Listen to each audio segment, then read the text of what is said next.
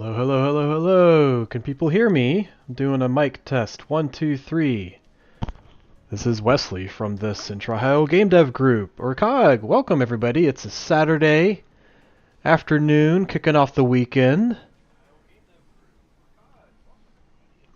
Cool. I hear a stream on my phone, so that sounds like we're doing pretty good. Yeah, good, good, good. Okay, let me go ahead and switch on over. See, everybody can see me faces. Hey, it's real, not a robot, not AI. Welcome, everybody. My name is Wesley Adams. I'm here with the Central Ohio Game Dev Group, or COGG as we like to call it. Today is the February 22nd, our last Saturday of the month, which we do our Game Dev meetups. If you're new here, say hello. Let us get to introduce each other. Let's talk to each other. Let's make games with each other. And today we're going to go over a bit of bookkeeping in terms of what happened technically actually the last 2 months. So we have a lot of content to go over today. I was kind of going through some of the presentation notes and whatnot, and I was like, whoa, wow, yeah, I forgot. We didn't have a Game Dev meetup in January. So our last one was in December. But if you're not familiar, we've been doing these Game Dev meetups for a very, very long time. We're actually out here in the Midwest, in Columbus, Ohio, Central Ohio, United States. So a couple of you, and I say that just because we get people from all around. We're online. You do not have to be around the Central Ohio area to be a part of our group. We're here to help everybody. A relatively tight-knit, smallish group. And we're happy to have you. Our goal is just to kind of communicate, showcase, and help support game development opportunities.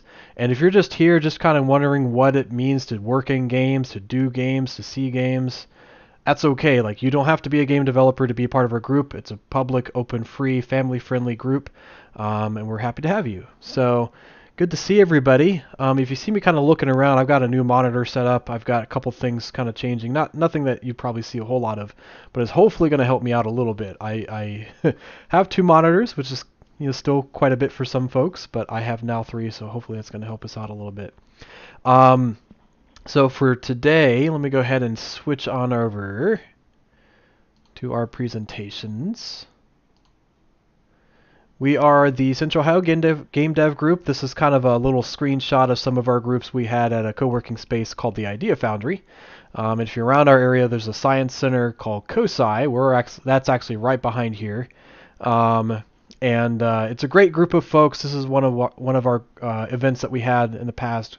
I think this was for either the Global Game Jam event, which is a game hackathon, game creation event over the weekend, or it was like just one of our game dev meetups, just like this. So happy, healthy group of folks, amazing folks to kind of showcase. We are 2,300 members strong on meetup.com. So if you're not familiar with that, definitely check us out there. That's a great place to see more of our groups. Let me see if I can actually grab that real quick. I had gotten everything but that. It's like I'm trying to grab some of these so that you all can find them later. So if you're not familiar, our meetup page is kind of where we're showcasing events month to month. We have reoccurring events. This is one of them. And it's a great way to kind of see a lot of what our groups does, whether it's meeting in person or online, and interacting with our folks. So we try to keep those reoccurring, as well as other events, which I'll kind of go over one from last month, and kind of just get to know on each other. And maybe you want to start making games. Maybe you want to just interact with folks. Maybe you kind of want to, just talk to developers and see what it means to work in the game industry. We have a Discord channel, which has over 800 members strong. We're always growing there as well. So definitely check that out. You can find the invite here. So definitely join us if you aren't already a part of that. That's actually kind of what I tell folks is our kind of 24/7 communication channel. There's a lot of lively conversations, which I'll go over here and quickly in a sec. And if you want to talk to us throughout the week, that's probably one of the best ways to interact with our community. I'll showcase this here in a sec, but our website is thecog.com. And if you ever need help with anything, you can check us out at info@thecog.com. That goes to me. If I have not replied to you, I apologize. The last couple of months, I've been transitioning jobs, so it's been a little bit hectic, kind of following up on things. I am getting a bit better. I've got a cadence now, so I should start to see things. But if I have not replied to you, just ping me if I haven't already, and I'd be happy to kind of talk more. You'll see our YouTube channel, which obviously if you're here, you're already there. Look up The COG pretty much everywhere and you'll find us on YouTube. And I'll kind of showcase in a bit. We have a games section of our website. So if you want to see kind of a snippet of some of our COG games, where you can actually register to have your game up there if you like. Or if you just want to see some of the games our group has made, you can go there as well. News is kind of similar. If you have a podcast, if you have an update, a stream or something like that, definitely check that out. We try to keep up to that, although I've been kind of bad at that as of late. I've tried to get back into that as well. But if you have something you want us to showcase, you can fill out a Google form there as well, and we'll work to kind of showcase that on our website. So again, we're a mixture of in-person and online events. We actually are meeting up at a venue next week, hopefully for a new place to do in-person events. I know we've kind of been mostly online last year. Our goal is to kind of open that back open and try to be more in-person. We're trying to do a lot of different opportunities there, and it's just been a little bit difficult to kind of nail down a spot. We do have Game Arena, which has always been great for our prototype and plays every couple of months. We do that every quarter. So I'll talk about that here in a sec, but actually, you know what? I can move right to that one. Yeah, so our prototype and play will be at Game Arena next month because that's the next quarterly event. We do them every 3 months, so look forward to that. But we are a collection of game developers who want to help each other make games. We are family friendly, so that's only to say that anybody is welcome to join. It's a public event, but also try to keep cursing to a minimum. We're not going to like dox you or anything like that, for cursing or whatever. But we just want to make sure that, families coming in, say with kids, and they're interested in learning game development, they have an opportunity to do so in a friendly environment. And that's never really been an issue. Just kind of like as a note, we try to be inclusive as much as we can. We've been collaborating with folks like CCAD, Columbus State, OSU, and more. A lot of actual communities around the Central Ohio area have educational opportunities. So if that's something you're interested in game making, let us know. We can kind of connect you in that aspect. We also have sister game dev sites like the Cleveland Game Developers up north. The IDA chapter in Ohio is Cincinnati. They have a game developer group there. And a new one is the Gem City Game Developer Group in Dayton. So there's a couple different places around Central Ohio area that you should definitely check out. Especially if Columbus is a little bit far out your reach, let us know. We probably have a site that you can go to. So as I mentioned before, did I put down February? Oh, I always do February. I don't see February. I must have mentioned February. But anyways, yeah, is it wrong? I always type these on the fly. If I said February for these events, sorry, that's my bad. It's meant to be March. So we're talking about March events. We got Prototype and Play, which is always the second Friday of the month. This month is at Game Arena. Or excuse me, next month is at Game Arena. This month that we had last Friday was actually online on our Discord channel, which actually has been really popular. We've been maxing that out in terms of ability to kind of showcase games, which is great. Like if you have a game you want to showcase online and you can't make it out to these physical events, please do go to our online ones. So our next one coming up in March is yeah, I'm not sure where that is. Oh, December Game Dev Meetup. Haha, that's not December. That's my bad. That's supposed to be March. I gotta probably just delete that. Anyways, ignore that. I kind of make these on the fly, and I'm kind of like blind to my own typos. But anyways, in March we have March 14th from 6 p.m. to 9 p.m. We're still working to lock that in, but normally it's not a big deal. We do an event at Game Arena, which if you're not familiar with that, it's a great space to go to. I'll kind of post that in there. They got, a mixture of Korean and kind of bar food like wings and stuff. We usually get a couple different options there for food that you guys can eat. They have a bar that you can partake if you want. Obviously, if you're old enough, you grab water from the bar if you like.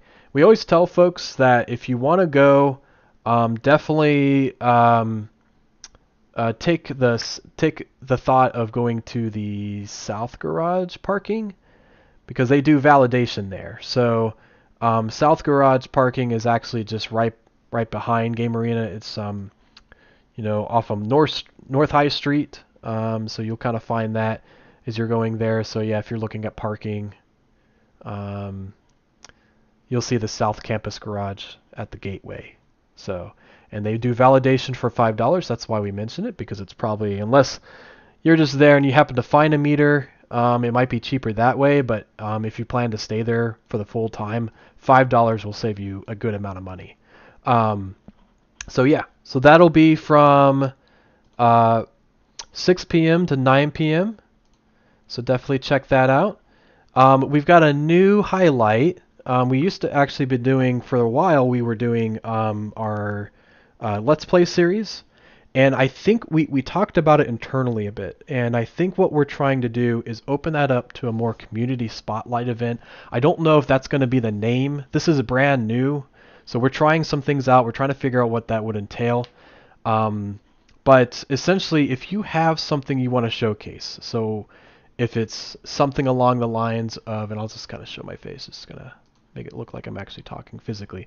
So if you have something online that you want to showcase, whether it's like you're doing a D&D campaign, or if you're showcasing a Let's Play of the own game that you want to showcase. Say if you're like, I've always wanted to showcase Stardew Valley or something, or whatever game you want to play. It could be your own game that you're making if you just want to show people a little bit of that. If you're doing like an in-person event at an expo that's game related, if you want to show off just something for fun, as long as you are working to show it off someplace and we just can kind of put it up on the calendar, let us know. We'd love to kind of reciprocate that. One of the events that we've been doing quite a bit that I'll probably start putting on the Meetup page is the sandbox.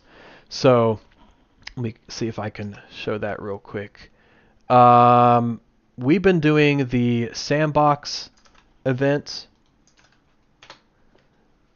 Let me just show that. This happens every Wednesday at 10 a.m. My partner at the game studio I work at Multivarious Games has been doing the sandbox events, which is kind of like a one-on-one fireside chat with a game development professional. So either if you want to see what's going on, you can check out this website. It's actually, I know it's confusing, but if you look up the GDEX, let me see if I can actually find this, because I didn't get this prepared. But if you look up the GDEX on Twitch, that's where the fireside chat will actually occur. So let me see if I can see Twitch, GDEX. Yeah. Oh, maybe I have it.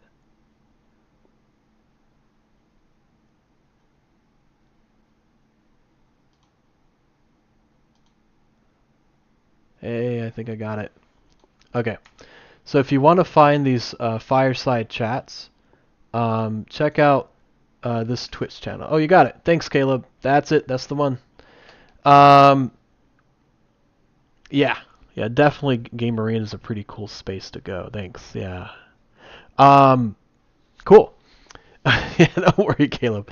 Yeah, I mean, Caleb, the thing is, like, I know we're talking about the Let's Plays and the community spotlight.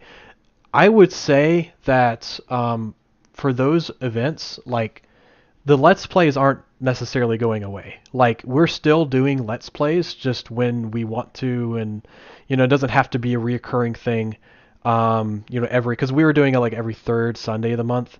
But now this is just kind of like, if you want to do an event, let us know and we'll work with you to try to help promote it, right? Now if you want us to run the event, that's probably another different story.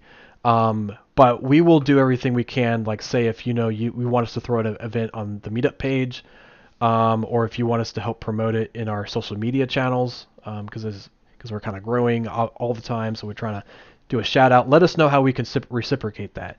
And if it's something like you are releasing a game, or if you're just kind of wanting to play a game that you thought was fun and it's coming out and you want people to see it, let us know. We'd love to kind of help reciprocate that. So it's just kind of one of those things. As a community, we want to be able to kind of showcase what we're working on. And we do a lot of that in small spurts, but I want us to get to a point where we can kind of showcase that in a big way and help really propel and support what you guys are all doing. And be excited about what you're doing and whatever it is in games. Cool. So we have that. And I will go on too far. I wonder why it's jumping around a bunch. Okay.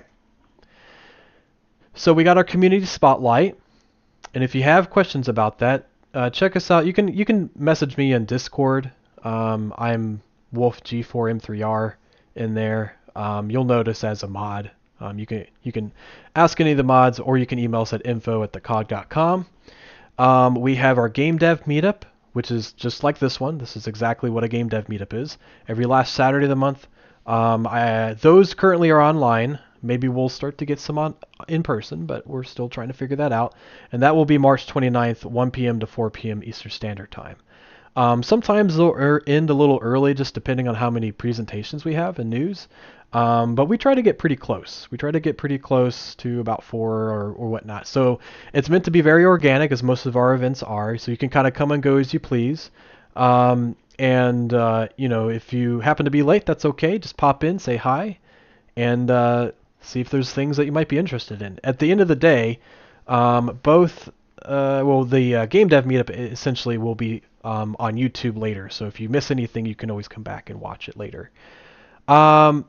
We have all our social media there, which, if you're kind of looking at that, I would encourage you to go to thecog.com. And if you want to find those social medias, they are up here at the top right.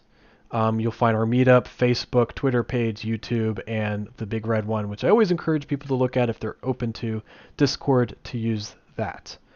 So this is kind of where I was talking about. You can learn more about our group, our information, our events, which just takes you to Meetup, our news channel, resources if you find them helpful, and games. So it's kind of a little bit of that. Here's our Meetup page. Definitely check that out. If you noticed an update today, that's just because I'm updating the events.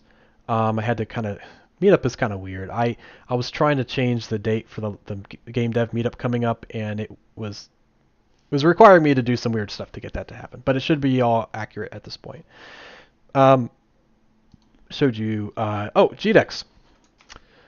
So I'll talk more about community stuff, just because I think that now's the time that's appropriate. So again, our two events are the Prototype and Play at Game Arena, March 14th, and the GameDev meetup, March 29th. So keep those two in mind. And you can always go to our Meetup page to find those events. But the next event coming up that I wanted to keep everybody informed about is GDEX. So I talked about the GDEX Twitch channel. So GDEX is our... we kind of collaborate with them on the Midwest Gaming Expo, which this year is happening at the Convention Center again on September 27th, September 4th through the 7th. Sorry, I'm like fumbling over my words. Oops, didn't mean to do that. All right. September, let's see if I can copy that. Boop, boop, boop. September 4th through the 7th. So it's a little bit earlier this year. It is still back in the fall. We were trying to get a better date because last year kind of conflicted with Highball, Halloween, a bunch of other stuff. So we want to try to get more people there. And hopefully, like our lucky 13th year, showcasing a lot of really great stuff. So we're still working on a theme and ideas, but we can kind of see that we're doing something with the city. So to kind of give you guys a little bit of information on that. Now, if you're asking about, we kind of do these pop-up events with GDEX where we invite our communities, if they have a game that they want to showcase, we will try to go to other different expos and events called the GDEX pop-up events. So we don't have those confirmed yet. Normally we do ones at like MatsuriCon. We did one last year at Cleveland Gaming Classics and whatnot, but we haven't figured those out yet. So if you're waiting on those, just as a note, we are still trying to get some of those locked in, but we will keep you all posted as soon as we get signups for that. And if you're interested in showcasing your game alongside GDEX at a booth, at another pop-up event, let us know, and we'll try to keep you in the loop about things. I'm just reading the comments. We have a cousin's wedding. Yeah, I know. Some people can't make it. That's okay. We try to have a lot of different events. But we'll always keep you up to date on things. Another note that I thought was important to let people know about is, and the reason why our GameDev meetup is so cram-packed today and kind of waited a little bit, is last month in January we had our Global Game Jam event. So we had this at the Columbus College of Art and Design, which is actually the college I went to for animation. But we collaborated with their game design program, and all weekend long we made games. If you're not familiar with a game jam, it is a game creation event over a period of time, usually based off of a theme. And Global Game Jam is an international game jam event. So that means that we had a site in Ohio, as well as all around the world, people had different sites. So everybody was working on the same theme, which was, this year was Bubble.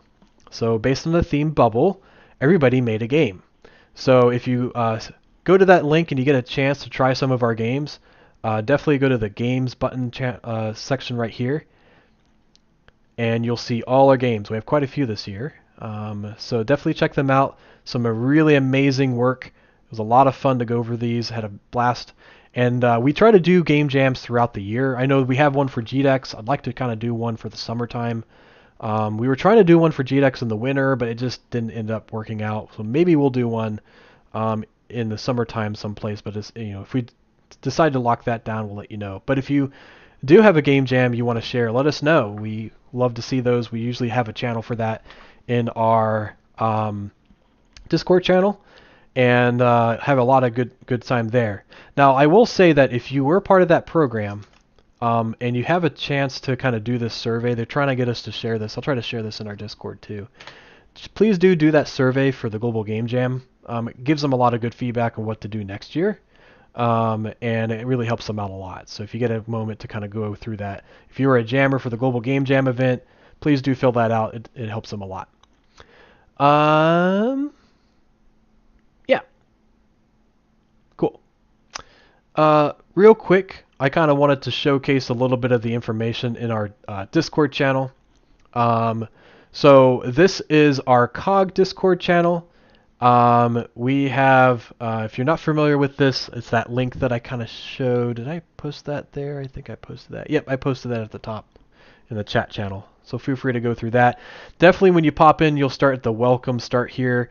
I would immediately start to read the README rules channel. It's rules, but it's just kind of more like highlights on what we do. You'll kind of see that we've updated our Let's Plays to Community Spotlight, so more to come there. But we have our reoccurring events here, the Prototype and Play and the GameDev Meetup. So definitely check that out. You have access to our admins, so we have Caleb, myself, Wesley, Tony, and Tom. Happy to help you. If you have any questions, this is probably a good place to start and ask them. You have all our information here to kind of go through that.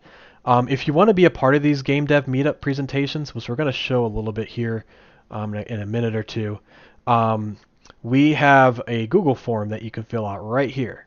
And these are actually in the Meetup page as well. So if you ever want to be a part of those, just feel free to click on the Google form. It's just a quick survey that kind of gives us a little bit of information of what you want to present. So in our Discord channel, we have our announcements. So like today, I announced the information about this. We have events info, which is kind of where our videos go if you want to see our videos at the end of our online streams. Introduce yourself is another good place to go when you first start to join and let us know a little bit about you. We have what are called categories. So this is an important stuff category. This is making games category and community category. Inside of those, the hashtag is our text channels. So you'll see in here, people are talking about these game engines, right? So there's the making a game in Unreal, Unity, Godot are kind of our top three, and then any other engine you can post here as well. So if you have questions or if you want to showcase kind of a little bit of what you're working on, you can go here. And mostly what people will be going into is this community channel. So the community channel has a section where you can assign your roles. So if you're a technical designer, creative, you can just click on these emojis or whatever, and it'll assign that role to you. And this is helpful for us because, like, if we're trying to look for, like, say, artists, and you say, hey, I'm a creative, that's kind of an artist. Or if you just say, hey, I want to design games, most people will just be a designer. If you haven't made a game, you're technically a designer in some instance because you're kind of making the rules of a game. Feel free to click on these as you find useful. We still are working on creating more of these roles. We're trying to make this channel a little bit more useful for you guys. But feel free to use these as they kind of help us be able to talk to you guys if there's something coming up, say if there's a job offer or something like that and they need a programmer. I sometimes might ping you all and say, hey, is there someone who knows, I don't know, like C++ or something for Unreal? That becomes really helpful for us. Then you have your general channel. So if you just want to talk, this is the best place to go. This is kind of like, think of it like the town hall. The dev help channel has been really helpful. So you can always start to ask your questions in general, but if you start to get more specific, we ask you to go in here, and this is kind of like a forum-based channel. You see the little speech bubbles, and you basically create a new post at the top right, in this little purple, blue icon, and you post your question. And we have a lot of folks in here that may actually know what you're asking for and be able to help you out. You can also ask here in the Making Games channel, but this is kind of more specific if you got a very specific piece of code or an art technique or something like that. This could really help you out, or music or whatever. Share your games is actually a great one. We're going to go over this a little bit today. They are also a forum channel, but kind of more card-based sections. Think of this as your home base if you're making a game. What's really great about these is as you make updates, the newest stuff pops up to the top. So I usually try during these game dev meetups to showcase the last 30 days. I'm actually going to go a little bit further than that because we didn't showcase anything in January. I'm probably not going to be able to play anything today because we got so much to showcase. But I will go over kind of some of the updates here in a little bit. So this is a great place, especially if you have a game that you're working in progress and you want people to get updates about it. Please use this as your home base. You can post your own Discord channel if you want people to go there. Post screenshots, game links, if it's on Steam or itch or whatever. Please use these to your heart's content. And it gives us an opportunity to kind of help you out if you want feedback. This is probably one of the best place to do that. So this is kind of like an organic version of our games channel, games page on our website. So feel free to use both, but definitely this would be a great way to show a work in progress. Resources is another good one. I see people posting from time to time if you find something really helpful like this Unity controller mapping guide, or if you just found like a resource that people might find useful, please feel free to post them here. There's some really great stuff. The Let's Play. So this might be getting archived or changed in a little bit, but maybe not. Like I said, Let's Plays aren't going away. But we usually use this channel if people want to showcase a game that they're either making themselves or that they found really useful or fun, or a game that just came out. This is kind of a brainstorm channel, so you can use this as a way to kind of talk about what games you might want to see on a Let's Play. Or if you want to host a Let's Play, let us know. You can brainstorm in here as well. Business Talk was asked, so if you have questions about like how to set up a company or an LLC or anything like that, yeah, ask them here. We have folks that we can connect you with. It's a great place to start, especially if you're looking for like, information about like, what does it mean to start up a business or even, start up a studio. This is a great place to at least start. Art has been really, really awesome. Thanks, Sir Randall. You're always showcasing like great screenshots of your box art. These are really, really cool. I love the Final Fantasy stuff. Yeah, Tony, you've been working on your face, dude. I love it. It's so great. Really awesome stuff. And then, Isabel, you've always been making like really great animations. Really awesome version on this. So definitely, if you get a chance, check some of the stuff out. There's always some great artwork in here. I was always excited to see kind of like your work in progress. So feel free to check that out. And then Michael, you've been doing a great job on this. I think it was like a 3D print or like a Sculpey like creation. So that's really cool. Yeah, the mantis head. Yeah, it's great stuff.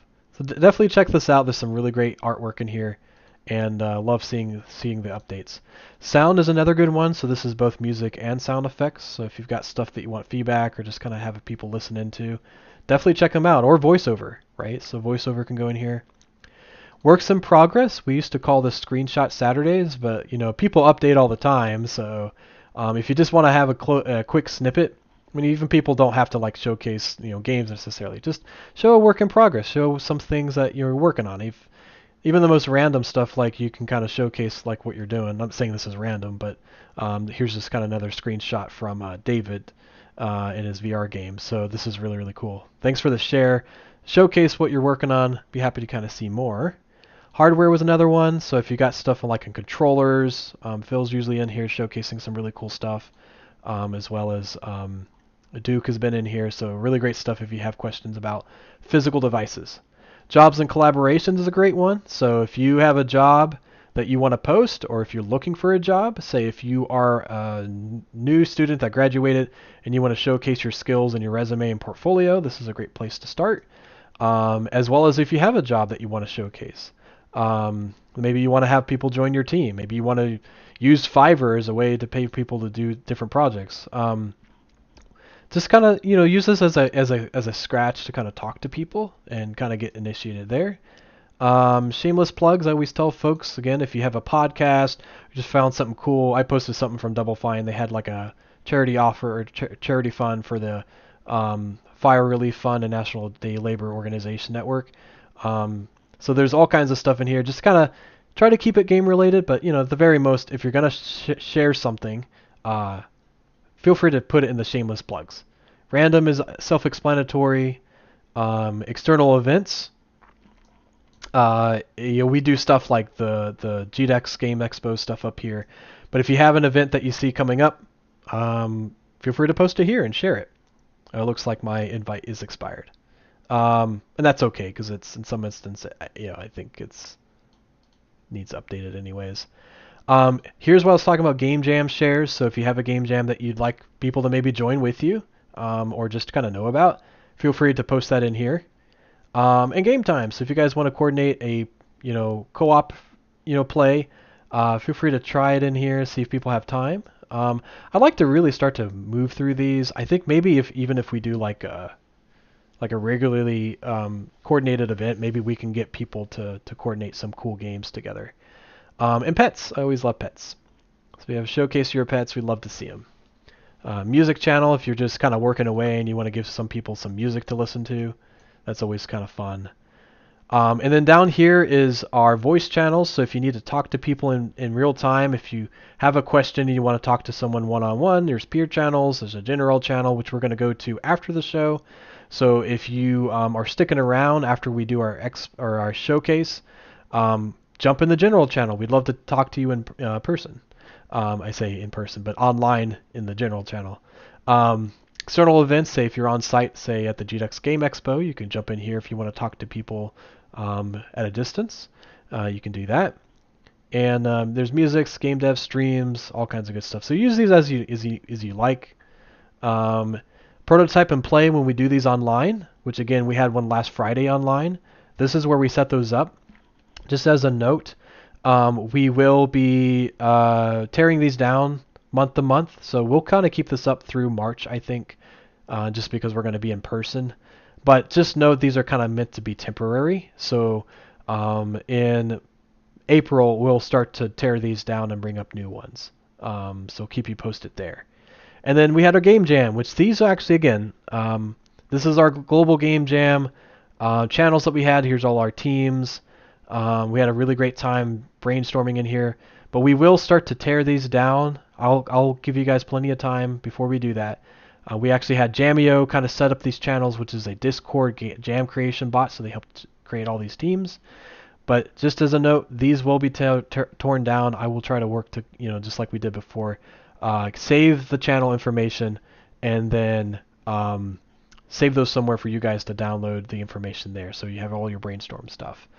But yeah, from there it's just a matter of just kind of having fun, and maybe we'll be tearing this down and making a new game jam soon. So keep you posted about that. So this is our Discord channel. If you have anything else, any questions about our group, our community, our Discord channel, let us know in the chat. I'm trying to keep an eye on that so that we're in the loop about things. And I think that if we're doing pretty good otherwise, I'm going to check one thing. I think we're going to go ahead and get started with our presentations. So let me double check I'm not missing anything. Okay, cool.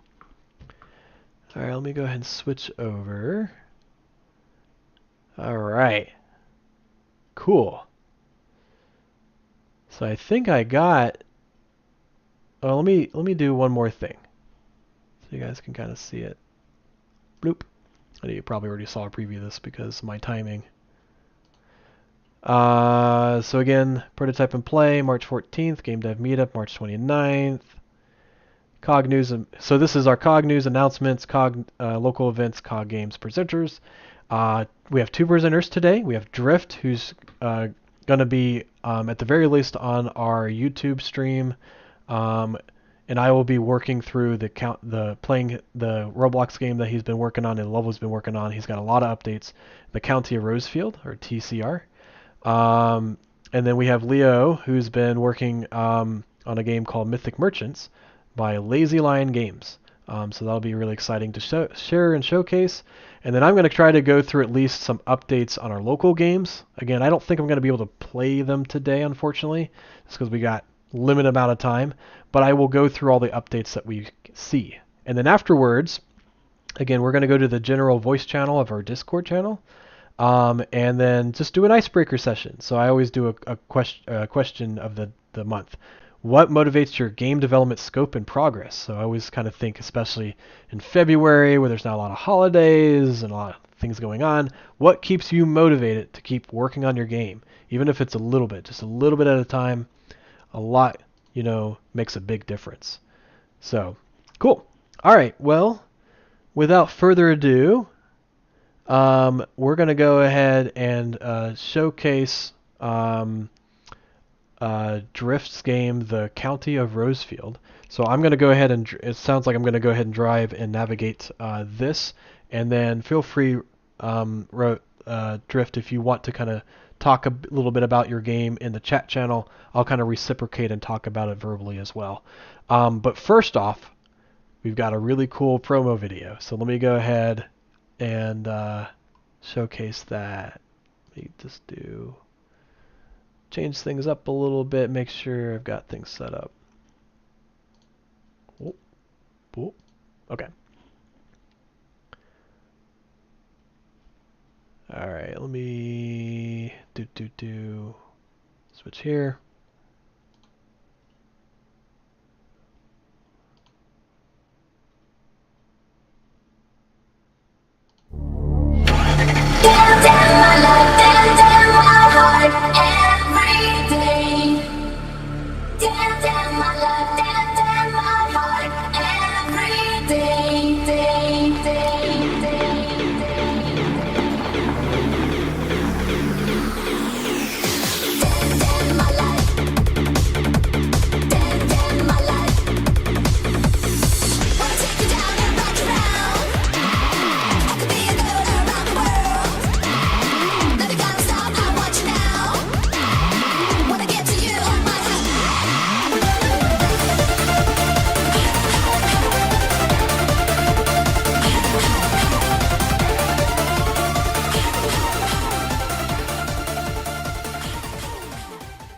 All right. So if you are not familiar with the game, the county of Rosefield. It is a tour bus like simulation in Roblox. It's a lot of fun. It's pretty cool kind of seeing the creation of it. I'm going to go ahead and see if I can show you the map, at least the top down. And it's been a labor of love, if if nothing else, because it's been a lot of work. It's been kind of cool. If you want to see the progress, Drift has a lot of information on our Discord channel. He does have his own Discord channel as well, so you can kind of see a lot of the progress. But this is kind of a work in progress, kind of simulation in game. So feel free to explore around a little bit or ask questions. So what I'm going to do today is I'm going to kind of drive around a little bit and show, do my best to showcase some of the newest stuff. So let me go ahead and set that up and get that rolling. Let me see. Roblox player.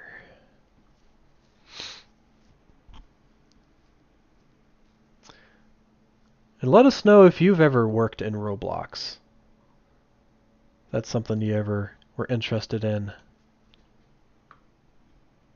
I got a chance to play around, and I know I used to teach game design and game development with Roblox.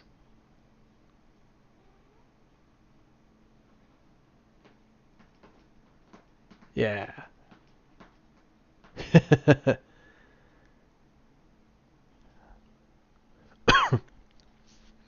And then Drift, feel free to join if you like.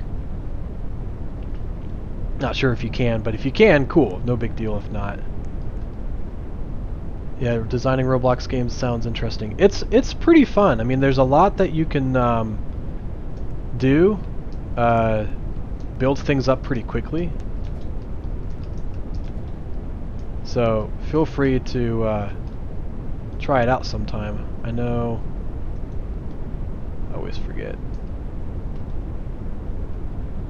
Oh, I forget how to see the controls. How to go to first-person view.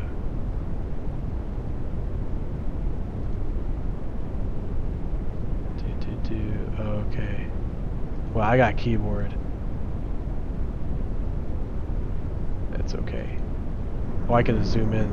So what I want to do is close the door. So change the destination.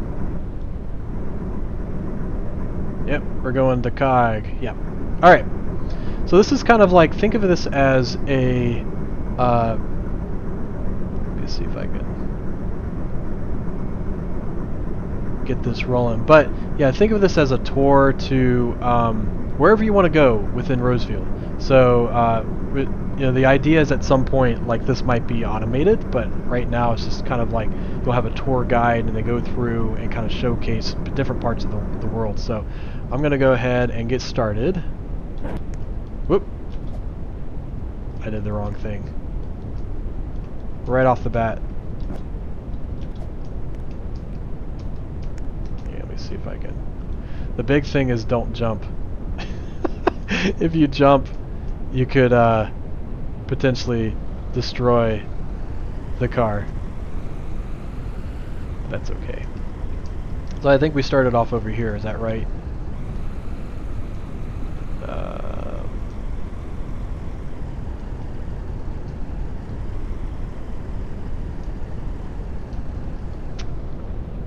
Let's see if we go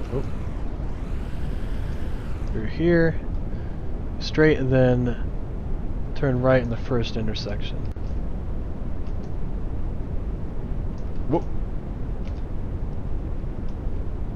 Oh, it's like stuck. Hold on. Sometimes these burns get in the way.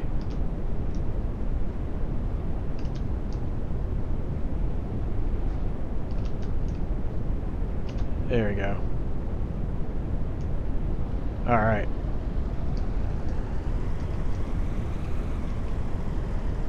So I forget, am I going straight this way? Oh, you missed it. Oh, did I miss it? Is it this one?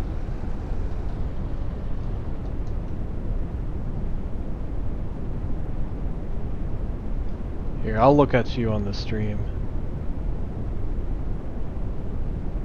Yeah, we'll do this.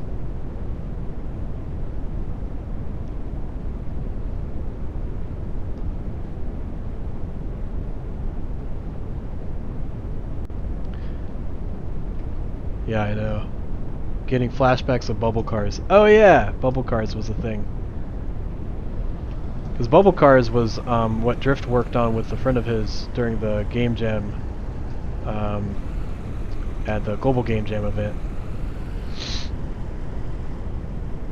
And so that was a fun one too. So if you want to see another Roblox games, that's a good one as well. So this is a work in progress. You'll see kind of the the progress in this, where like kind of laying out. It's got a system where these seams will be tidied up once everything's confirmed. But you can kind of see how like you're just laying out the roads first, and then later you kind of add in the land. It's a little dicey, huh? But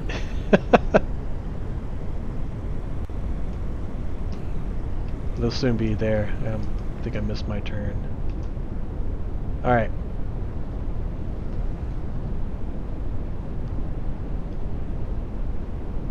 Left on the intersection ahead. Oh. Did I miss it again? I'm sorry.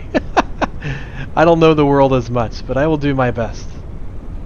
My main goal is to go through as much as we can, just to kind of see some of the new stuff. So we've got that. New road, new high pass.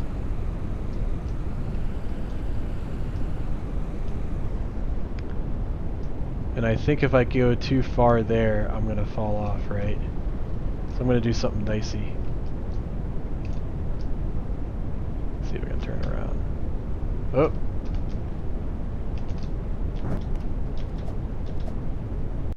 Uh-oh. Yeah, don't do that. No, no, no. Okay, cool. We got it. Now, if I get this car moving around. Oh, oh no, get control of the car. Okay. Okay, so that's a dead end. Otherwise, I'll fall off. Kind of move around here.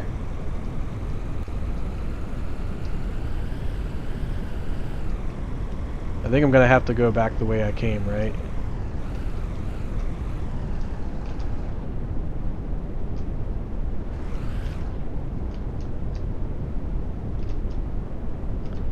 Alright. Because I think I missed my turn. Yeah, then right again.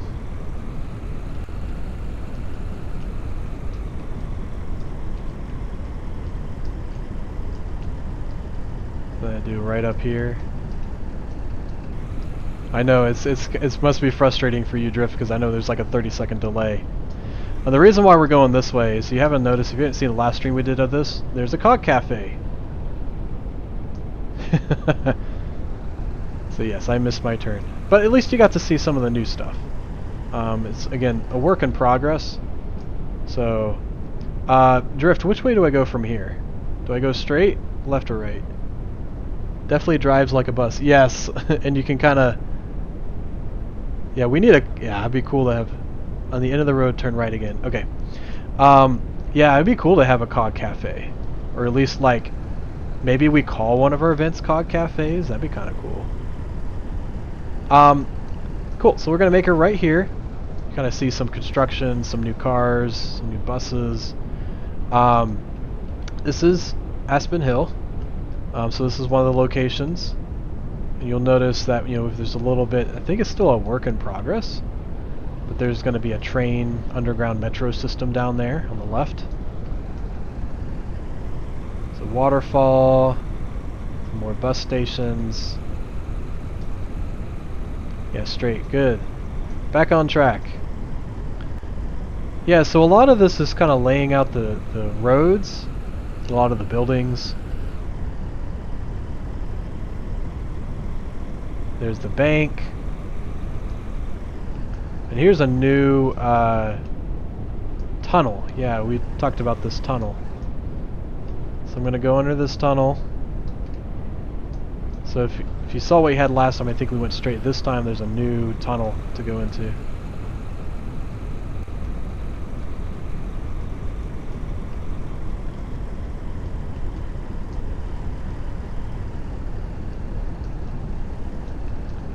Lots of lovely trees, still under construction. I love it. I think it's cool that you've got one lane. Just it's very familiar to Central Ohio. You got a lot of construction, although we've been kind of lucky recently. In the last couple of years, it's been a lot of construction. Not so much quite yet, though. Give it some time. We'll get more. So turn right on the next intersection and turn right. Do I go down here? Or do I go straight? I can't remember. Or is it right here? I'll give you some time drift if you want to tell me. I forget. Nope. Straight and then right. Okay. Or did I turn right too soon? We'll find out. I can always go back. He said here? Good. Okay. There's a sign. There's more roads being built. Oh yeah, I remember this. So, I know Drift was saying, like, you know, planning to make some parks or some housing developments, which we'll show here in just a sec. I was telling him, like, a lot of this kind of reminds me of, like, Ohio. Like, empty fields. Oh, this is kind of cool. I'm going to go in here for a sec. I'm going to show you this. There's the logistics headquarters, which is pretty cool. I know I'm asking for trouble because this isn't what we did in the demo, but just wanted to show it up close. Alright. So that was cool. So that's new. I think if I go... Whoa, hi there. Okay. Never jump except for this situation. There we go.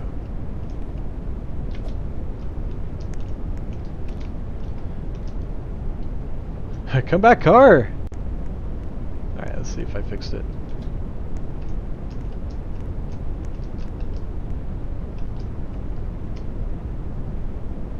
Yep, I fixed it. I fixed it! It's not a perfect science, but it does work. Alright. I'm gonna keep going down this road. Whoa, did I hit a tree? That's what I get for looking at the chat. Oh, where do I go from here? Forget, do I make a right or a left? I think it's a left. Turn back. Okay. Neither, I turn back. Oh. I think because it's down on a hill. It's stuck. There we go. I could always jump my way. Whoa. Jump my way through. Oh. It's really, yeah, the hill's really struggling. Okay, I might have to. Whoa. There we go. Okay.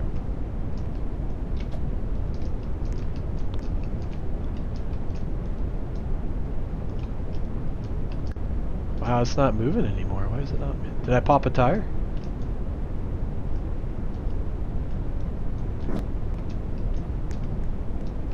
Oh!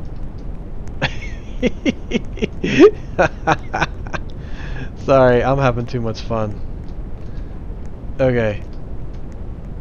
Now let's see if I can get back into the driver's seat. Oh, hi there. There we go. Okay. I wonder, so...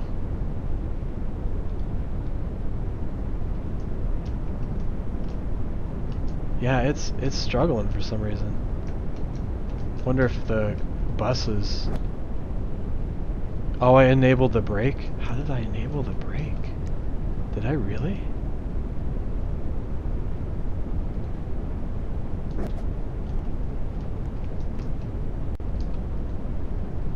How do I unenable the brake?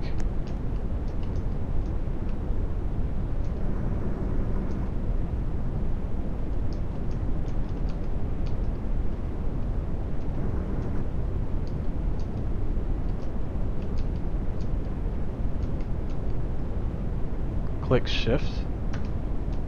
Oh, weird. Okay, sorry guys. I don't know how to drive a bus. Alright, so if I'm understanding correctly, we make a left here, right? Or wait, no, that's the way we came.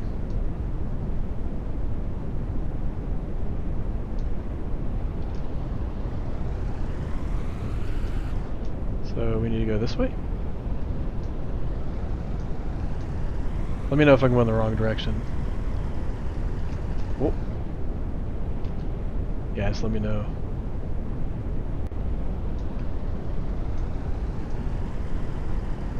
Okay. Did I go straight or I make a left?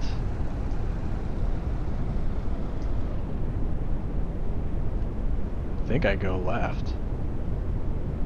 This is fun. It's fun watching me suffer. And then left. Okay. Gotcha. Alright, we're back. So you're also making some of these signs as well. Back to Aspen.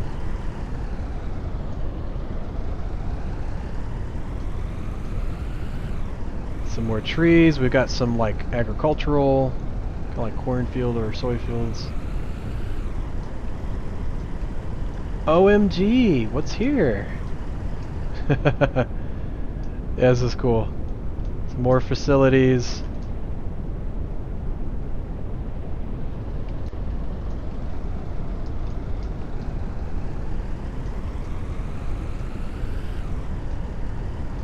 Yeah, this is cool. I don't remember seeing this. Maybe I was just like daydreaming.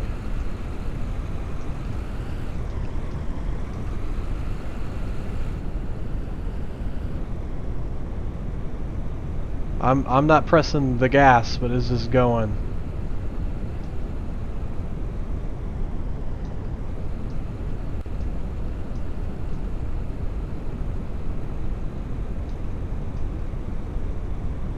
So that's some more work in progress. I'm driving off the road. Excuse me. Bus coming through.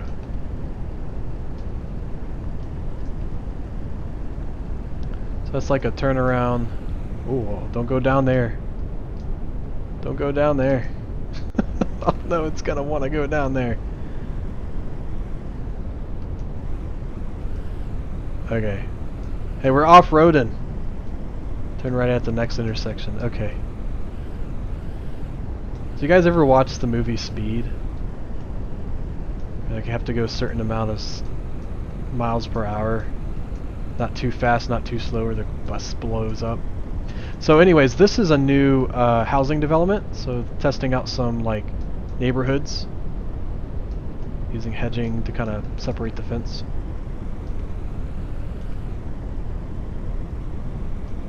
Oh, I hit a tree. I mean, no, I did not hit that tree, officer. That tree was on the ground. Turn right. So, am I turning right here? Or should I go straight? Crazy taxi, but a bus. I love me some crazy taxi. I think I turned right. Does that take me back? I can't. What do you think, Drift? I know, it's like taking a sec. Another right. Okay. Oh, and we're going. I am kind of terrified of falling off, if I'm being honest. Like my stomach drops looking down there. Like, have you guys ever played that with games? Like I played that with Sonic Adventure, where you're like riding on those rails. My stomach would drop. Oh no. Guys. Do I go back or do I go straight? And then another right. Okay. Beep, beep, beep, beep. Okay. Crazy taxi. Are you ready now? Here we go. Alright.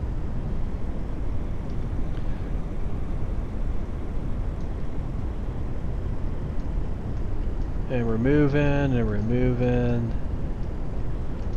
So yeah.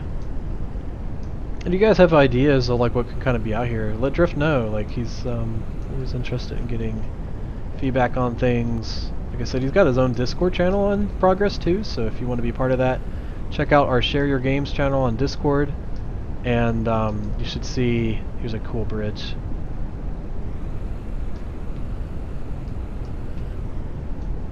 You should see work in progress there too. Sometimes he does racing, which is kind of cool. And on the off-road on your left,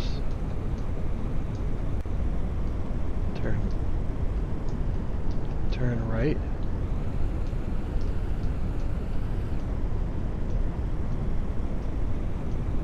Oh. No, I have not been drinking, officer. I just drive a bus. Oh, did I miss something? I totally missed something. Sorry. The off-road. Oh no, it's like the sand pit.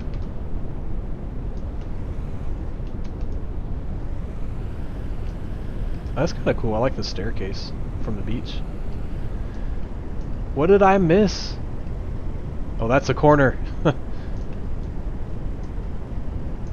Back before going under the bridge. Oh, okay. Oh.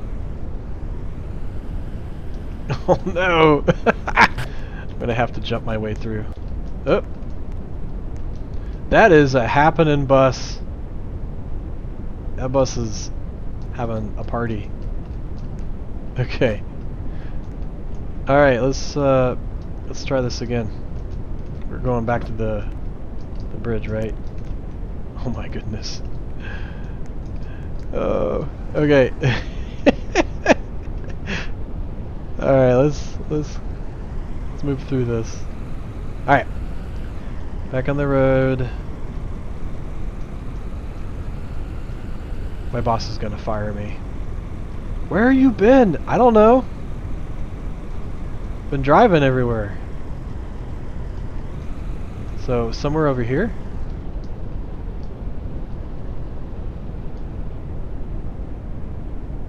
Oh, he was stuck in the same place. Yeah, I somehow fixed it. I try.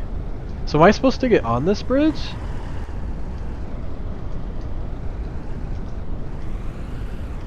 Like up here?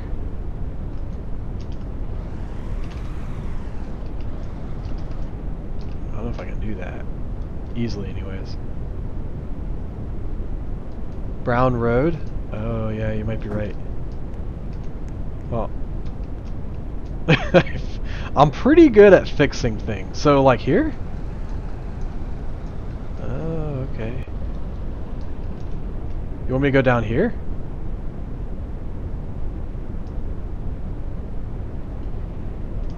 That looks spooky.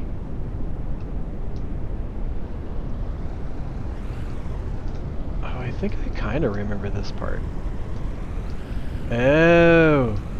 And then go this way.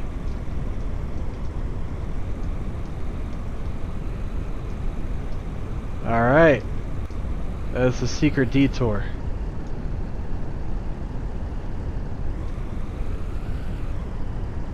I don't know how you got this memorized, man. I would not be able to memorize all this.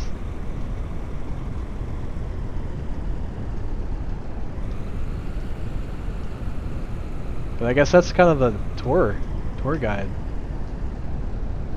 you know, experience. Is just kind of remembering where you need to go. Oh yeah, let me know. I'm not sure which way to go from here. Take the right here. And then take a right here.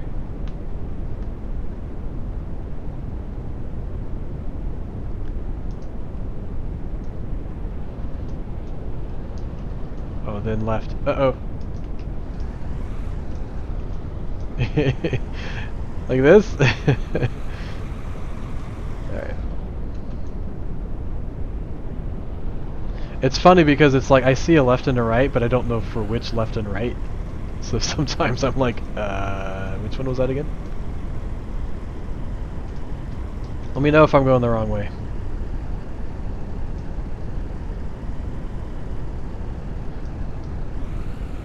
And then do I make a left here? Do I keep going? Wow, that looks...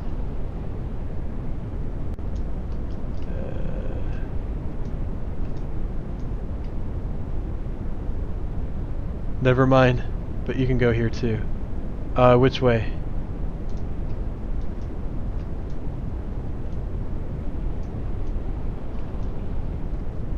Okay, left. Okay. Whoa.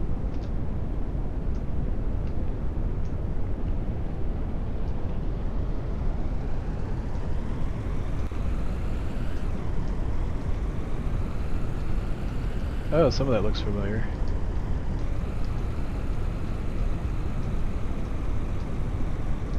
Unmarked territory. Alright, now what? I'm at a four-way intersection. Oh, wait!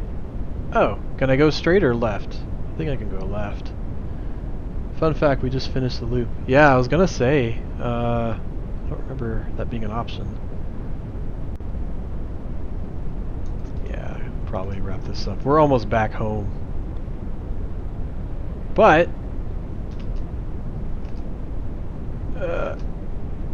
yeah. But you remember the COGG Cafe, right?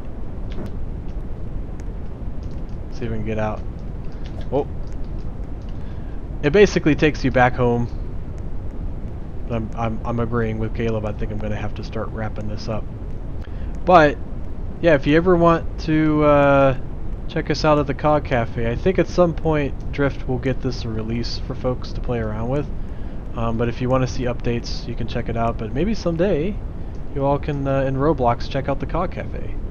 So cool. Alright, well I think we're going to wrap it up just for the time constraints. Like I said, we got a lot to kind of go through. But thanks Drift for help guiding me. I've been a very greenhorn, very new bus driver in this amazing world called Rosefield. And love to see more updates. But otherwise, we'll move into our next section. So let me go ahead and switch back over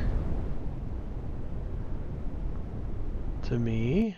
And we'll get the next thing lined up.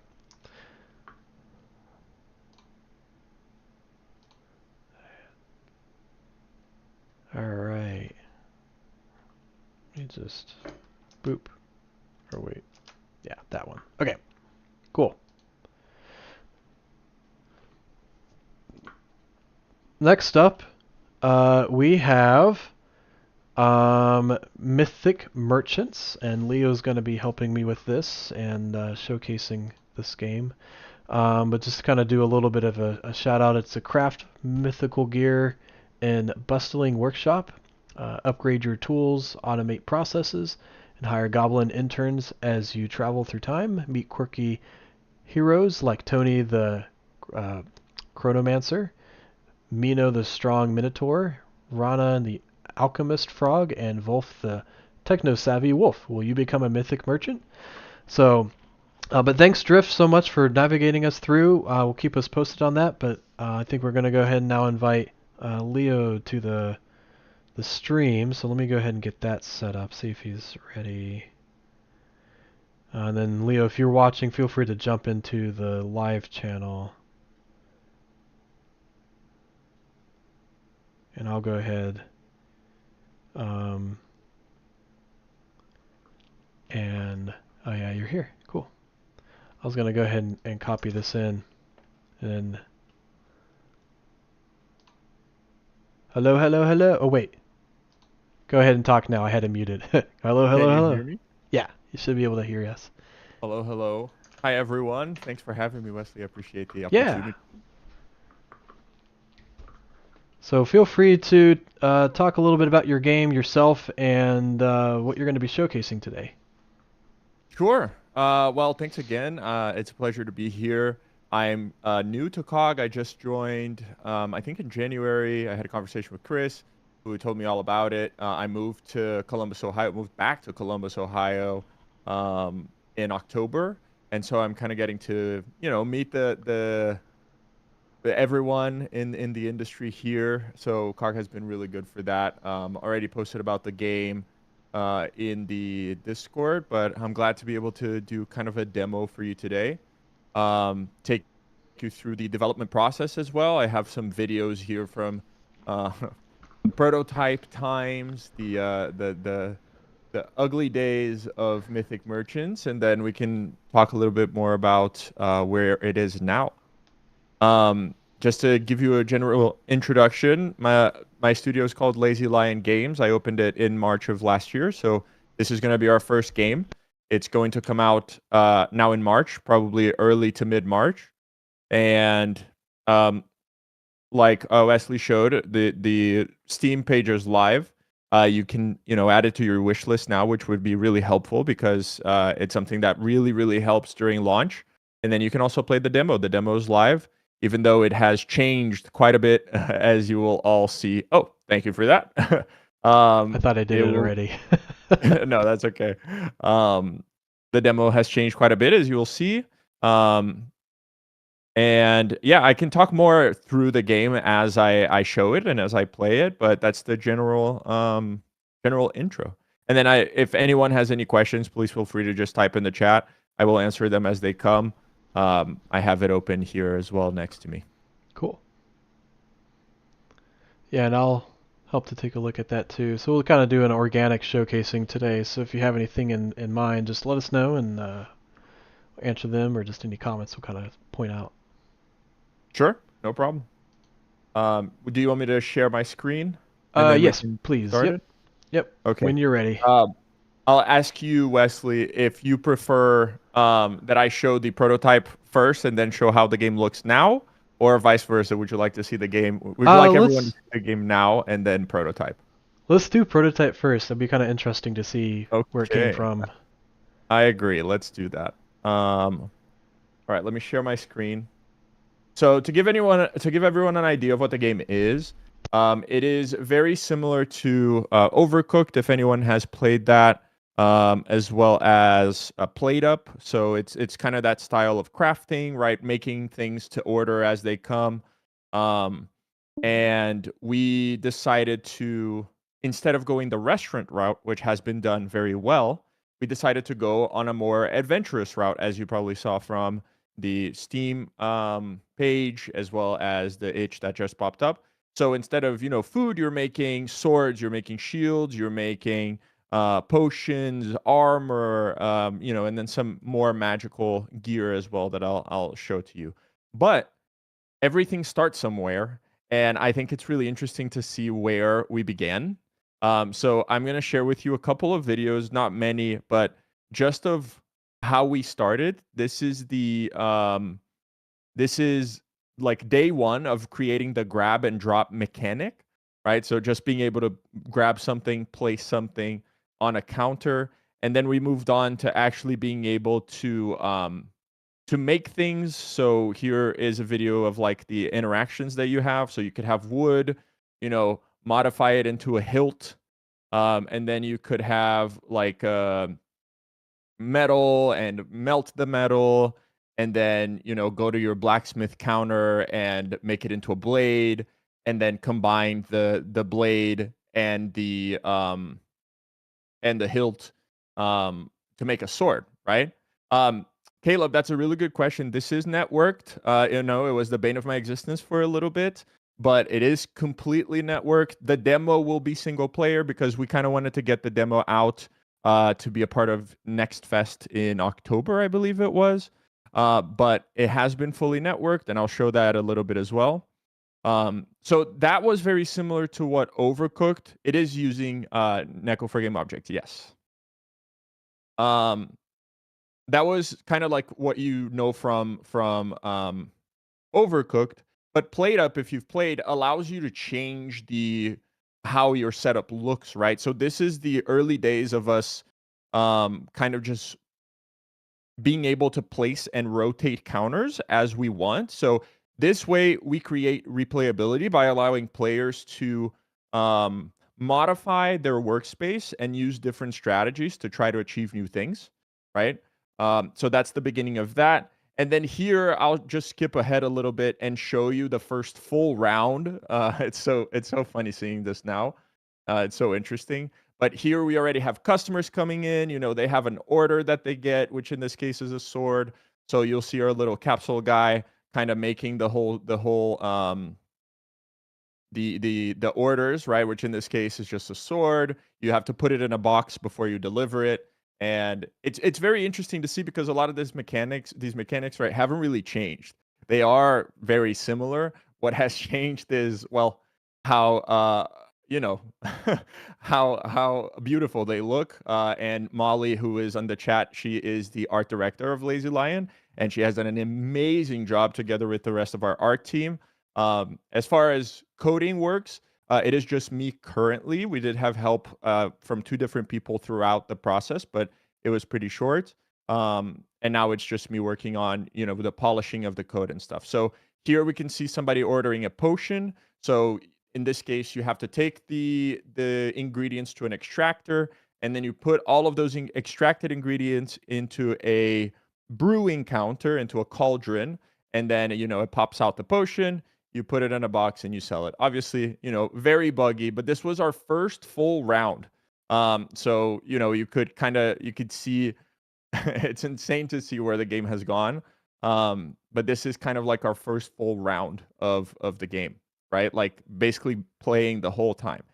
And then we thought, well, what happens when, people have multiple counters, and what if they want to buy more counters? So, here is a quick example of our inventory system. So instead of just having everything available, for you to kind of move around and it being a mess on the floor, you actually can take things and put them in your inventory, remove them from your inventory. The inventory nowadays, as you'll see soon, is a lot more dynamic than this. But this was the early days of the inventory idea, right? Of being able to kind of move things around, place them where you want them, change the strategy, right? Because the whole point here is how do you change your workspace to maximize your deliveries? So that's how we got to that point. Then we talked a little bit about an upgrade system.